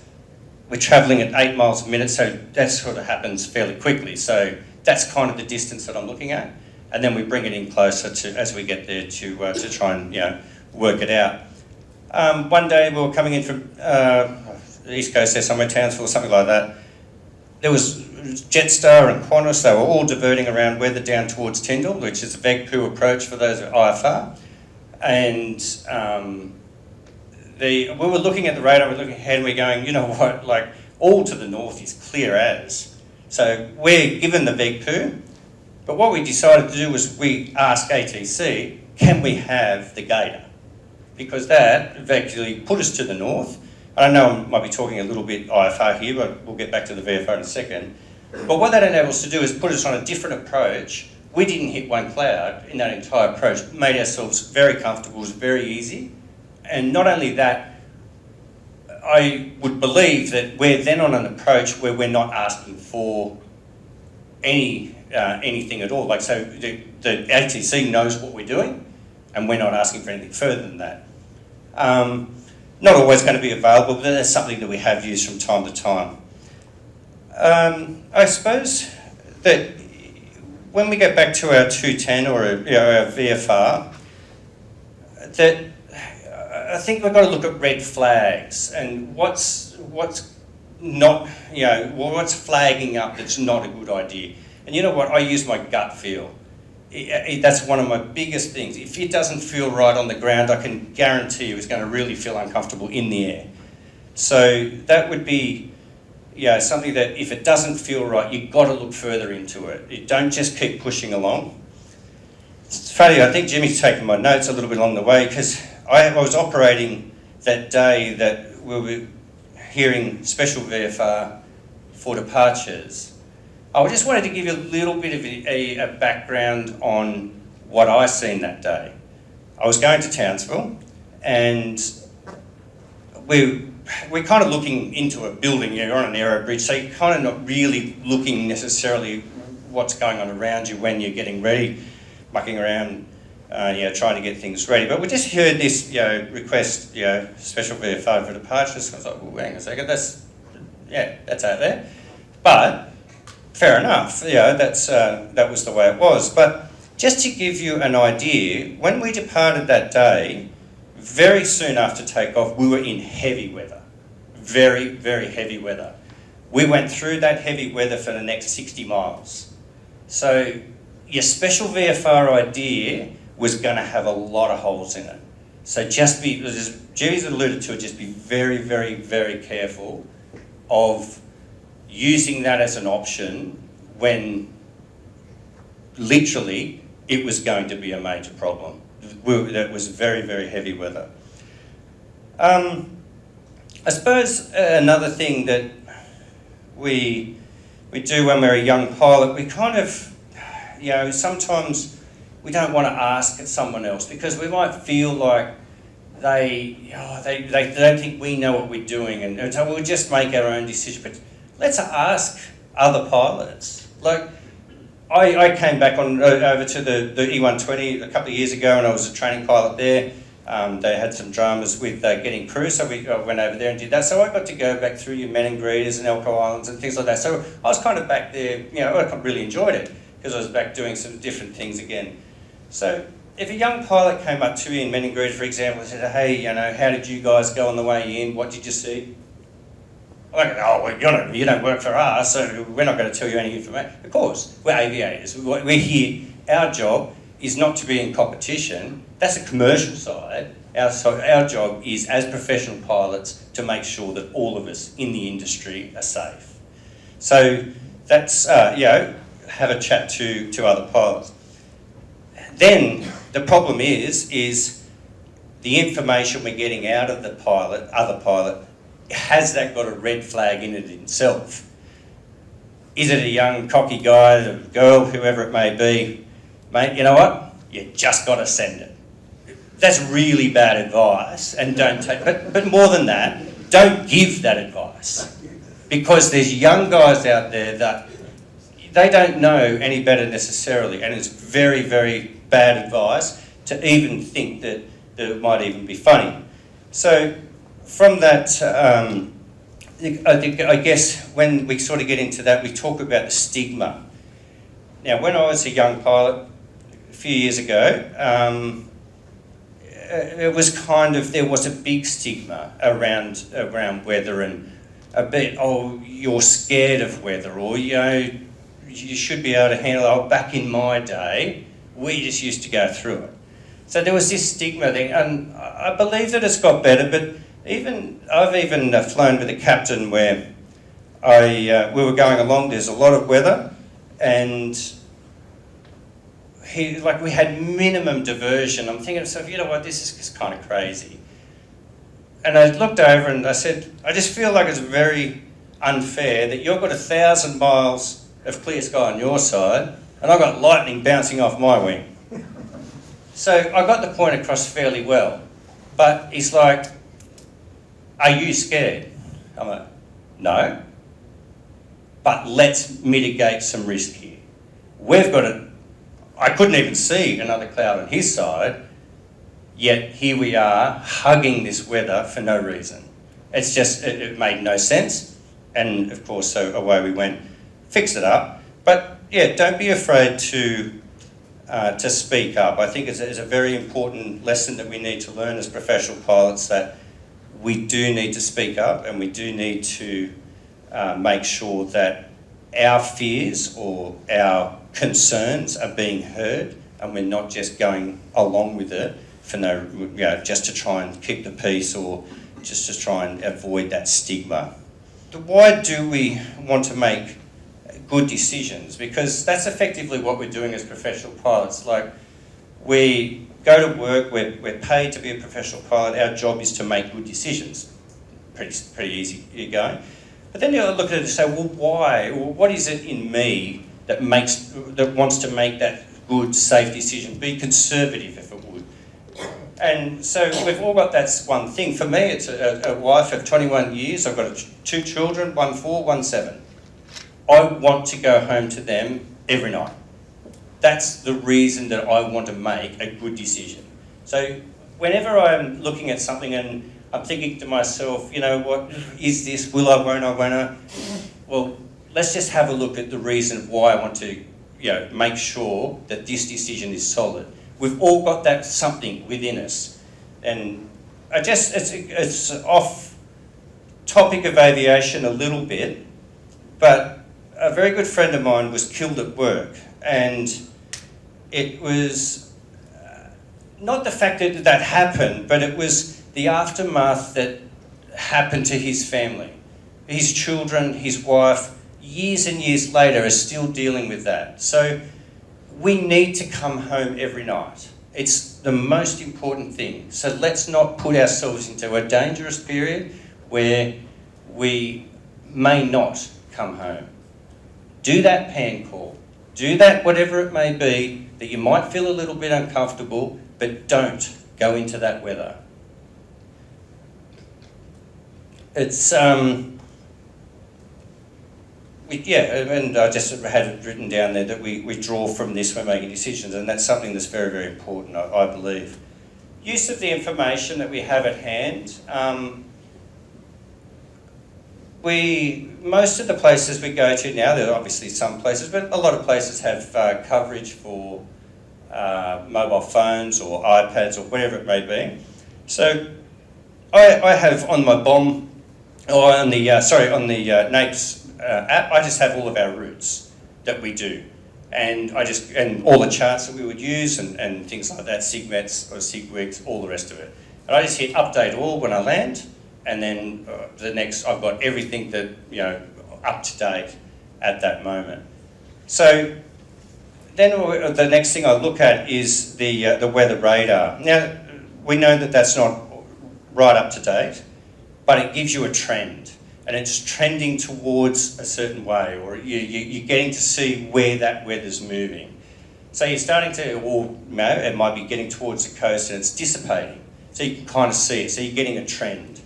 So you get all of that information, you grab it together, and then you make a decision. So often from Gove, for example, to Darwin, 20 miles to the right of track, you're in clear skies. But there might be a SIGMET across the land there. So by looking at the radar and looking at those things prior to departure, you're getting a trend, you've almost got a plan in place before you even depart. So that and then you can always amend your plan and go from there. The pressures of decision making, there's many, and we've touched on them. There's ATC, for example. There's, you know, we might feel like we can't ask for something. I'm really hammering you, Jimmy. I'm sorry about that. There's schedule, last light, client demands, company procedures, stigma once again, and then there's self-perceived pressures. And you've got to be very, very careful about self-perceived pressure. You may be putting pressure on yourself that you believe the company is going to do, but really, if you ask the company, it's not even a pressure at all. So be very, very careful of putting pressure on yourself that's not even actually a pressure. And then I suppose it leads into our responsibilities. So we're paid as professional pilots, that's our job. So we have a responsibility, not only to the law, that's a very big responsibility, obviously, but we have a responsibility to the business we work for, to bring the aircraft and things home safe. We have a responsibility to the client to make sure that whether they're RPT, whether they're charter, whatever it may be, we definitely have a responsibility to them. Let's have a look at the amount of people that really, you know, in flying, as a passenger, really actually likes flying. There's very few. People are there because they have to be there. We're there because we love it. So 9 times out of 10, they haven't paid for a joyride. So don't give them one. Give them what they've paid for, and that's safety, It's to get them to their destination, and they don't need the joyride part. They're also not paying for you to be a test pilot. So don't try out all these little ideas, going through weather, for example. They didn't pay for that. They paid to get there safely, and they paid to get the best possible service there. If you start putting them through some really pretty rough turbulence, they're going to get uncomfortable very quickly if they're already scared. An extra little bit of diversion, and then next thing, it's nice and clear, it's good. So just be very, very wary of what we've got going on in the back there. We need to enjoy our flying, we need to make good decisions that are informed, we need to look after one another in the industry. I think that's something that I'm a very big advocate of right across the industry, that we need to look after one another. And no matter what, doesn't matter who we work for, go and ask that person a question. If you're unsure, just ask them, what did you see? What do you think? Whatever it may be. You have to make your own decisions. That's fair, but get the information first. Thank you. Thanks, Ian. That's really good. The things I took away from that, and I think most people in the room would have as well, was the number of times that Ian mentioned the word professional. And I think as a professional pilot, there's probably a lot of things people can call you, but if you got called unprofessional, that would probably hurt the most. So one thing I wouldn't mind asking you though, Ian, and we'll open to questions as well because we've got a bit of time on our hands, is what do you think about mentoring in the industry at the moment? Like that's something that we're looking for ways of minimising risks to I guess new pilots. What about a mentoring program up here in the top end? What do you think about that? Yeah, look, I think it's a great idea. And to be honest with you, Airnorth introduced that, so that's an internal thing that we do, where a pilot comes in and they're assigned a mentor. So, and a mentor is generally a senior pilot. I'm mentoring, multiple people. Some of the guys that I was a mentor when they came into the business are now captains, but they still call back, say, hey Ian, what do you think? So I think mentorship is an amazing thing. It's something that businesses can bring in. It doesn't have to be outside of that. It can, but definitely I think it's a very, very beneficial. Okay, thanks. Do we have any questions for Ian based on his wealth of experience operating in the top end over? And it's nice to see that you've stayed here. You've gone all the way through your career. You've got the 210 picture here, and here you are in a nice bit of kit in the 170. So I think that's. When they were talking about the wet season before, they said 4 or 5, and I'm thinking, Jesus, yeah, 19. Yeah. So I have been through a few. Yes. Okay. Oh, that's really good. I have a question. Flying. Sorry, I'll just get you to use the microphone because that way we'll get you on the video as well. Just pass that along, please. Thank you.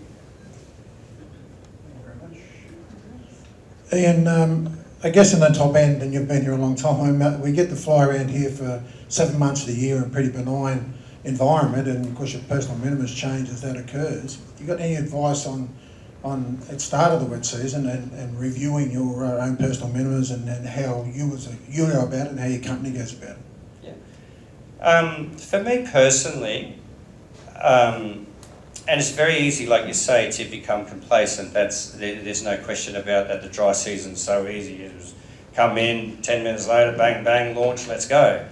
I suppose that something that I do all year, no matter what, is I'm very, very strict with the way that I process the information. So I never allow myself to not look at things. I even go down to the idea of bringing up the bomb the radar, even though knowing full well that I'm not going to see anything per se, but the procedure stays in place. So that come to the wet season, I don't just launch all of a sudden. So I don't try and change across the year, if that sort of makes sense. Yeah. Thanks. Yeah, it's interesting. We talk about complacency. I don't know if it was your first build-up and wet season, if complacency would be something you'd actually sort of suffer from. Yeah. But I guess there is that possibility that you've seen things a number of times if you've been here for a while. So that's the great thing about having these sort of presentations is that we can see that folks who've been in this industry for a long time, who've gone through a lot of build-ups and wet seasons, are still learning, and that's the thing. You know, every day is different. If we ask the question, are you ready for the build-up and the wet season? The answer would be No. no. And it changes all the time. Yeah. You can't be guaranteed. There's key elements, like you're coming in from Kununurra, the julep monster we call it, it's always over a julep. And then there's, Carra, there's another one out to the north there, they're the common ones. So you get to know them after a few wet seasons, and some of your senior pilots are going to be able to say, hey, we often this time of the afternoon we see this or whatever, but then there's always the little tricky ones that come around, and it's always different. Yeah. Right, that's fantastic. Moving on to our next speaker, we're privileged to have Peter Ayre come in from Brisbane for us. Peter's the Senior Transport Safety Investigator with the Australian Transport Safety Bureau, ATSB. It's amazing the number of people that actually don't know what ATSB means, but we say it all the time, and occasionally you'll see it on the media and they'll call it all sorts of different things, but it's never necessarily the correct thing. But anyway, if you can welcome Peter along, thanks, and he's going to talk about some pretty interesting stuff. Thank you. So my name's Peter, I'm from the ATSB. If you want to upset our rail and marine colleagues, you call it the Aviation Transport Safety Bureau. They love that. I'm going to talk about a severe turbulence event that happened a couple of years ago. I'll talk also about the ATSB and our role. By way of introduction, I'm a helicopter pilot by trade. I've spent a lot of time in remote areas. I did that for about 15 years. I got into standards and auditing. I was the audit manager at the BARS program for a couple of years, and some of your organisations will be familiar with that.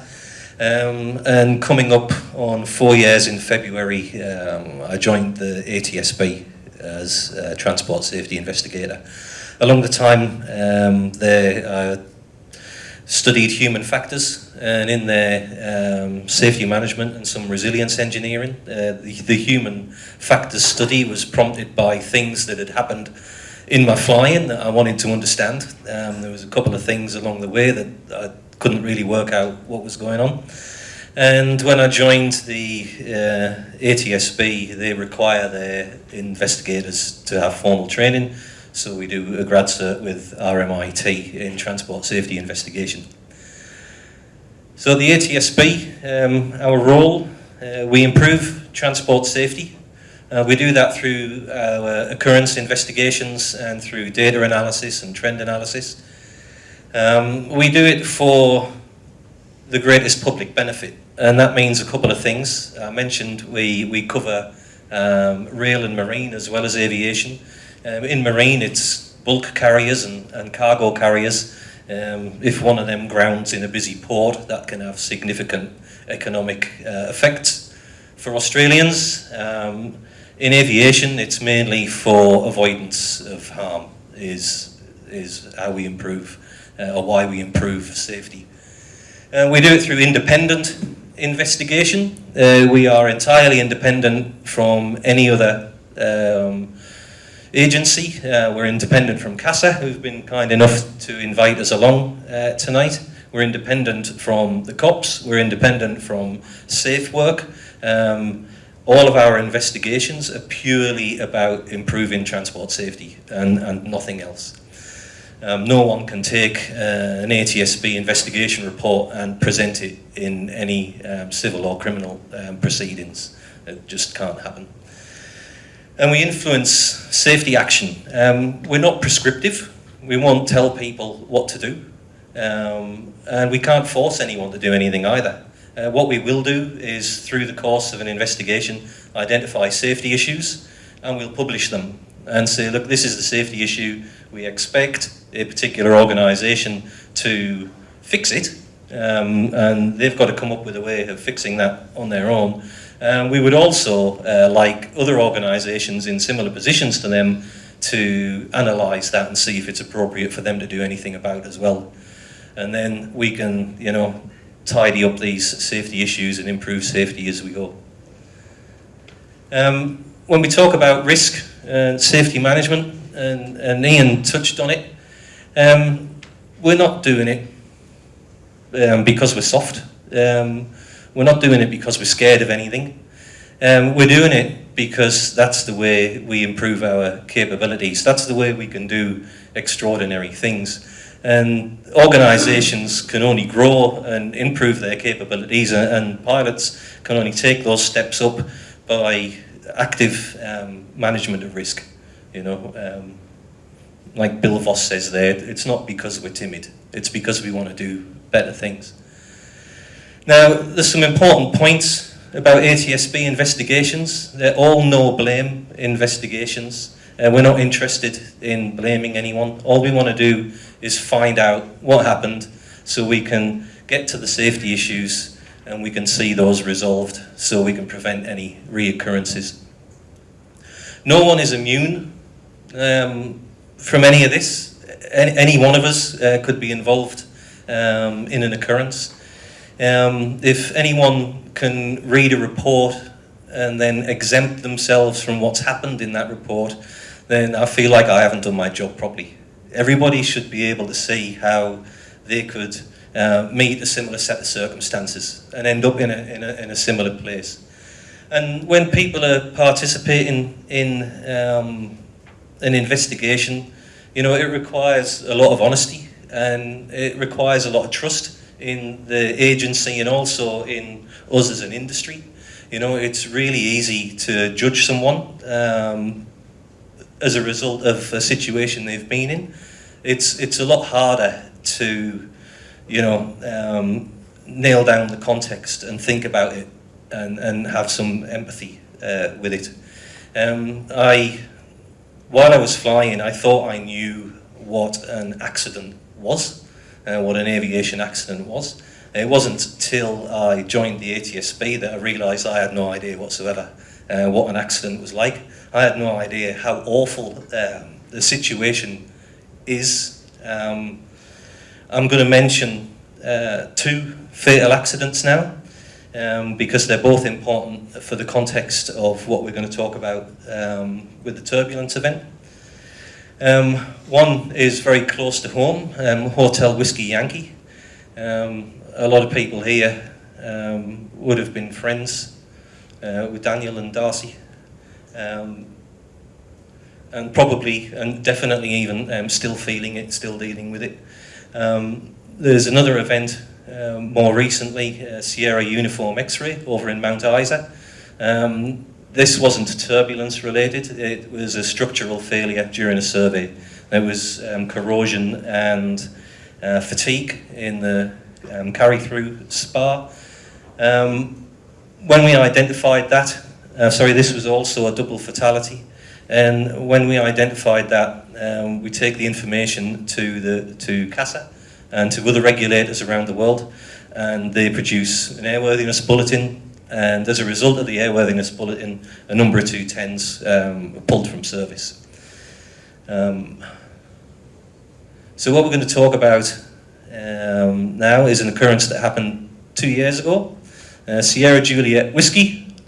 I was the investigator in charge for the event. We had a pilot with good knowledge. He knew his aircraft. It was his second season. He knew the area. He knew his job. He had good information. The aircraft was airworthy and fit for purpose. It's a very popular aircraft for the job that everyone's doing. The airports are well appointed. You know, the traffic management is world class, I guess. The meteorology is it's accurate and detailed. You know, the fuel is in good supply and it's good quality. There's nothing wrong here. You know, that's everything's lined up, everything's set up for a really good day's flying. You know. So this is a job we were going to do. Elcho Island to Darwin with 3 people. Pick someone else up, take them down to Tyndall, and then an empty leg, a position in flight to Milingimbi, then a short hop back to Elcho Island. There'd been an ops manual update shortly before this charter. The ops manual required now 20 nautical miles separation. It had been signed for, and the training had been developed for the update, but it hadn't yet been delivered to this pilot. Now, the pilot, when he planned his separation from the Thunderstorm, fell back to 10 nautical miles, which is what he'd been told previously. So the weather prior to departure, it's a pretty normal kind of outlook. We're expecting some thunderstorms. There's a possibility of thunderstorms at Darwin there. And indeed, on the way in, the pilot could see the storm cells developing on his outbound tracker. And the report for Darwin at the time was almost exactly the same as the forecast. There was a number of people, so while he was on the ground picking up this extra passenger, there was a number of aircraft diverting around these storms. He was given a 28-minute departure delay, which he accepted. He wanted to wait and see what was going on with them. And during that time, he checked the gaff, he checked the weather radar, and these cells appeared to be dissipating. Now, there's an issue with the weather radar, and our friends at the BOM would be able to fill us in on way more detail on this, but there's a couple of things. One being that a cell can hide another. The energy is reflected from the first cell, so the second is getting, or is producing less of a return because it's receiving less energy in the first place. Also, it takes a number of scans to produce an image. So it's not telling you where things are now, it's 6-10 minutes ago. This is kind of what was going on. So it's a great tool, but perhaps not appropriate to use for that purpose. Now, we can see as Sierra Juliet Whiskey was making its progress from Alco Island to Darwin, how things were building up en route. We can see also that they were building up down towards Tyndall, which had a very similar forecast to Darwin at the time. So, while we're on the ground at Darwin and pre-departure, the passengers have all been briefed. They're all strapped in. You know, they've been offered water. They got earplugs, and it's sunny at this point. But there are dark clouds down the end of the runway. It's very loud in the cabin, so the pilot's ability to communicate with his passengers is somewhat diminished. So we take off, and this is what we've got ahead of us. These photographs were taken by one of the passengers. She was actually concerned about the weather, which is why she took the photographs. And if I think about flying I've done, have I seen that out of my window a number of times? And have I flown through it? And yes, I have, a number of times. And did anything happen? No, nothing happened at all, you know. And that was what was expected this time. It was expected that, yep, now we can fly through there and nothing's really going to happen. Turns out I was just lucky. Because suddenly and without warning, there was severe and sustained turbulence. The telephone that the lady had used to take the photos wound up by the pilot's rudder pedals. There was a couple of items, other items loose. For the most part, everything was strapped down. But because it's noisy, the passengers, they weren't able to be instructed to brace, to tighten their seatbelts, to store their loose objects. And they did have a lot of difficulty bracing themselves, even though they're strapped in, if they were still a bit, you know, a bit loose. One of them had real trouble with the folding seat back. She was trying to brace herself against the window and wound up injuring her neck. And there was no control of the aircraft. The pilot reported no control in pitch, in heading, in airspeed, nothing. He reported a full deflection in one direction would still result in a roll and turn opposite, and for 3.5 minutes. And knowing what the potential outcomes of this is, that's a long time, and it's absolutely terrifying. He was concentrating entirely on maintaining the structural integrity of the aircraft at this point. The airspeed was reported as about 155 knots for the most part. Radar had him at 210 knots ground speed and a rate of descent of about 5,000 feet per minute. Now they're trying to call him at this point as well, because they can see this going on. And he can't respond, he's too busy. So you can imagine now what's starting to run through their heads. He got the gear down at one point to try and create a bit of drag, try and slow the aircraft down, and eventually control was returned. It's at about 1,300 feet. Control was returned. They managed to communicate with the passengers, and the flight continued to Tyndall. Just normal bumps, bit of rain, and landed without further issue. Now at Tyndall, the pilot spoke to the passengers, but the passengers didn't feel sufficiently debriefed. They were still very scared, and they were confused, and they didn't really want to know what they didn't really know what to do next. You know, they were kind of just stood at the airport wondering, well, what happens now? You know, the pilot, recognising that there's a potential for damage as a result of that severe turbulence event, has gone and looked at the aircraft and give that a thorough inspection. I have no doubt whatsoever that if there'd have been any wrinkles or pop rivets or whatever it might be, it would have been grounded right there and then. His inspection didn't reveal anything, and the empty leg went ahead, as did the next charter, Millen Gimby to Elko, which makes a number of people uneasy. Our margins aren't quite wide enough at that point. It turns out when the aircraft was actually inspected, the pilot was right. The limitations hadn't been exceeded, and there was nothing found to be wrong with the aircraft. So he's, you know, technically correct at this point. But the margins aren't quite there. You know, when you've got the potential for a catastrophic outcome, we need to manage the risk a bit more there. And so why is there uncertainty? Well, at that point, you know, how accurate are any of your instruments? There's an incredible amount of wind shear. Your pitot tube needs about 15 to 20 degrees at least to be accurate. You can see it if you sit in a helicopter and do a pedal turn. You can watch the airspeed start to fluctuate and disappear. The VSI, it's pegged out at 2,000 feet per minute. We're descending at 5,000 feet per minute.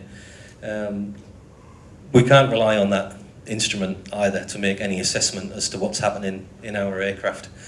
And VA for the machine is 119 knots. So if we're making control inputs, you know, can we be certain with the uncertainty in our instruments that we're not we definitely haven't exceeded any limitations here, and we can't really be sure.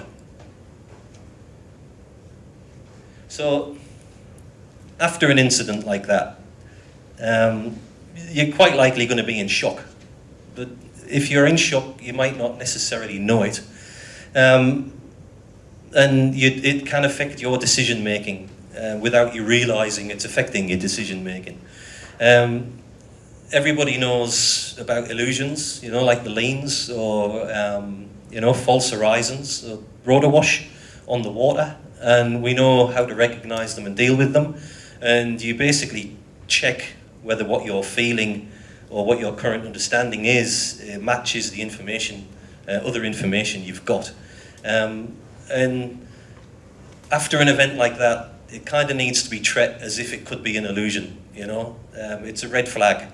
It's, okay, I might not actually be thinking right here. what other information have I got? If you debrief your passengers on this event, they want to know what's happened, they want to know why it's happened, and they want to know what to do next. As their pilot, you know, they look to you as a leader. If you debrief them and you talk them through that, and you can talk them through convective currents and things if you need to, it'll help you get it through your head as well, help you process it and work out exactly what's gone on. If you go out and talk to peers, Ian was talking about it, ask people, ring your base manager or your ops manager or another pilot. If you need to walk into a hangar and say, excuse me, do you mind if I bounce something off you? No one's going to say no, you know. Oh, sorry, no one's going to say, yes, I do mind. They're going to help you, basically. And when you bring other people into your decision making after an event like that, you're getting an objective view of the situation. You're getting an outside look, and they can weigh it all up and make a decision without the pressures that you've been under and without the pressures that you're currently facing. So what the organisation did at this point, so after that charter was completed, that second charter, Millingimby to Elbow, the pilot, and bearing in mind he's had a traumatic event, and it didn't really hit him till later that evening, and that's pretty normal. It can take a long time to process these things and for these things to sink in. So he said to the base manager, look, this is what's happened, and the base manager said, oh, that sounds a bit much, maybe we talk to the head of flight operations. And the head of flight operations immediately grounded the aircraft pending an abnormal load inspection. Now, what that did is very clearly, in a concrete example, define the organisation's tolerance for risk. Without writing it down or talking about it, it was a concrete action, bang, this is what we want our pilots to do. It clearly underlined what's tolerable for the organisation. They also took learning from the event and built it into the proficiency checks. And that way we're taking what benefit we can from the occurrence and making sure it's retained within the organisation and making sure that everybody else can learn from it. And they're two very important elements of safety leadership. Being able to clearly set that level by example and being able to bring those lessons in so they're not lost. From a reporting point of view, report something as soon as possible, right? From an operational point of view, it's the sooner the better. If you ring your ops manager and say, look, I really don't think I or the aircraft should continue at this point, they got time, they can go and organise another aircraft, they can get another pilot, and they can go and finish up any charters or whatever work you might have had later on in the day. And that takes an operational pressure off you straight away. You know, you've called on resources and you're using resources, and that makes your life a hell of a lot easier immediately. And reporting to the ATSB, a loss of control like that is an immediately reportable matter. That means as soon as is reasonably practical. Now, we didn't hear about this event for about 7 days because the reporter believed that the report wasn't complete, that we would require all the information. So they waited till they had it all and then delivered it to us in a package. We don't need to wait for all the information. We just need to know as soon as possible, because there's a lot of perishable evidence that can be lost, you know, depending on the type of aircraft. CVRs may be recorded over, FDRs can be recorded over, ATC data or weather data can become much harder to access. And people forget things very quickly. We've got the Ebbinghaus curve here.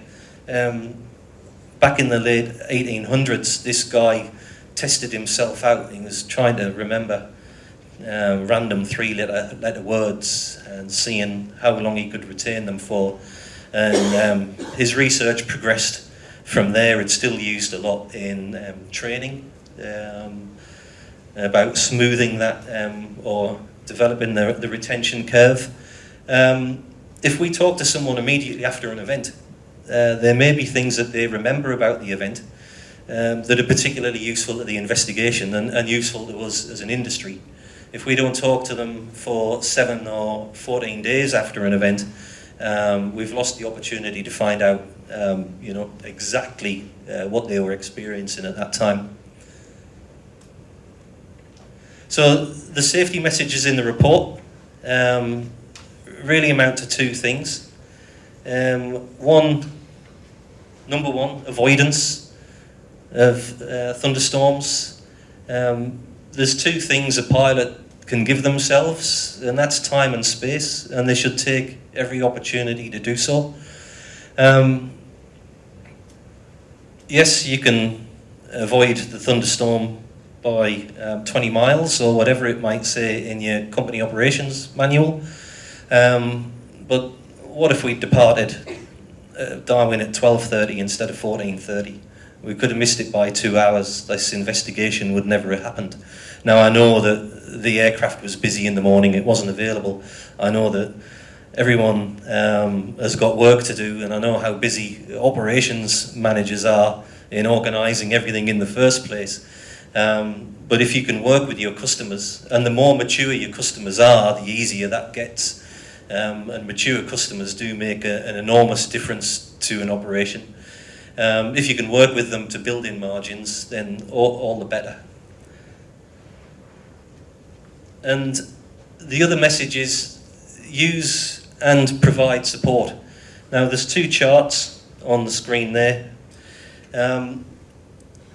They represent an ability to respond to an event and an ability to anticipate future events or future threats. The orange in the middle is representing the pilot on their own. They can call in peer support, which expands their capabilities, as depicted in the yellow, and they can involve their organisation, which we see in the green. So if we look at our ability to respond, when you're responding to an emergency, it's got to start and it's got to finish. And it's got a quality of robustness, the response itself. So if we look at the stop rule, for example, the pilot stop rule was when I've inspected the aircraft, then we've dealt with this emergency and we can go again. The base manager's stop rule was when we've escalated this. We should talk to our head flight operations about this. The organisation's stop rule was when this aircraft has been deemed airworthy by a licensed engineer. You can see that all three of those have a different quality of robustness, and by expanding, by reporting, by getting peer support, by expanding that, we increase our ability to respond. Now, if there's any safety managers in, I haven't got time to go through all of this stuff tonight, but I really recommend reading the resilience analysis grid. It'll give you a different kind of take on traditional safety management, and I believe it is really nicely applicable to GA operations. So yeah, using and providing support is particularly important, and it expands your abilities. So with that, thank you very much. I was really pleased that you actually mentioned at the beginning that we've actually got some really good conditions to fly around here. We tend to spend a lot of time thinking, that we're in, danger all the time here because of the weather, etc. But you mentioned the fact that we actually do have a lot of support. We've got good fuel. We've generally got a good environment to operate in, and so there's no real reason sort of for us to sort of not have that protection in place. And the thing that we are sort of dealing with today, of course, is the weather. But everything else is in our favour. we have good training. Our pilots are well trained. Sure, you know, we might lack a little bit in the experienced world, but we've got a lot of experienced people as well. So I was quite pleased that you actually highlighted the fact that it's not all doom and gloom. We've actually got a very good operating environment here in Australia, and particularly here in the top end as well. And that's, you know, down to the professionalism of everybody in the room and the pilots we have operating up here. So anybody else with any further comments or discussion? Now, we do have a few minutes left in our timetable, so I'm going to put the guys a little bit on notice and just ask them each an individual question. And I guess what I'd like to sort of just get from each of our subject matter experts from this evening is just what's the thing that you would like people to leave with, considering it's now nearly 10 o'clock at night and they've sat through, and I thank you all for the patience for 2.5 hours, and we've had some fantastic discussions. What would you like to leave? What's a sentence or two of what you'd like them to be going away with from your own experiences? That we do need to manage risk, and we do need to manage the trade-offs that we make. Everything we make is a trade-off between thoroughness and efficiency, and we can call on each other to help us do that. We can there's far more expertise in a particular organisation than there is in a particular aircraft, and you need to use that, and you need to leverage that. You know, you need to use these resources to manage risk. You know, a pilot's got an aircraft and a leatherman. You know, your ops manager's got a number of aircraft and a number of other pilots that can help make your day much easier if that's ever needed to be the case. So I would say management of risk is the main thing. Yep, that's great. Thank you very much. Something else I wrote down from your discussion there regarding, you know, passenger handling and passenger debriefing, etc. And also the fact of considering reporting something that's occurred. I think from my experiences in my years of flying, if I start to think and even ask the question of myself or my crew, should we report that, then I think you've already got the answer. I think your answer is, well, yes. If you're asking that question as, should this be something reported, then absolutely. Because apart from anything, even if your safety manager decides that you didn't need to report it, you're building up a database, and reporting it is better than not reporting it and then having something happen a bit further down the track. So I think that's something else that you were sort of mentioning there about maybe a reluctance or not knowing whether or not you should report things. Any comments on that? Anybody? No? Okay. All right. So Jimmy, I think you're up next. So carrying on the risk management theme in the way we plan and brief, we do it every time we plug in, every time we start a sequence. Everyone else in this room does it every time they start a flight or before when they get to work to prep for the next flight. In those planning phases, we look at known knowns, what we know to be a fact. We consider known unknowns, in that things we know are variables or things we know exist but can't be sure of what they are yet.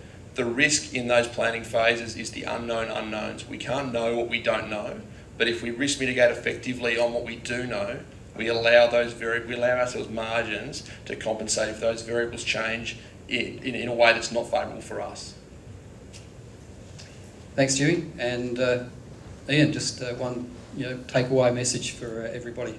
I suppose I was just thinking before that from a young pilot, we kind of expect a lot, and I'm a captain with many thousands of hours. I've got senior first officers there, and we're making exactly the same decisions as what a brand new pilot is, only you're doing it on your own.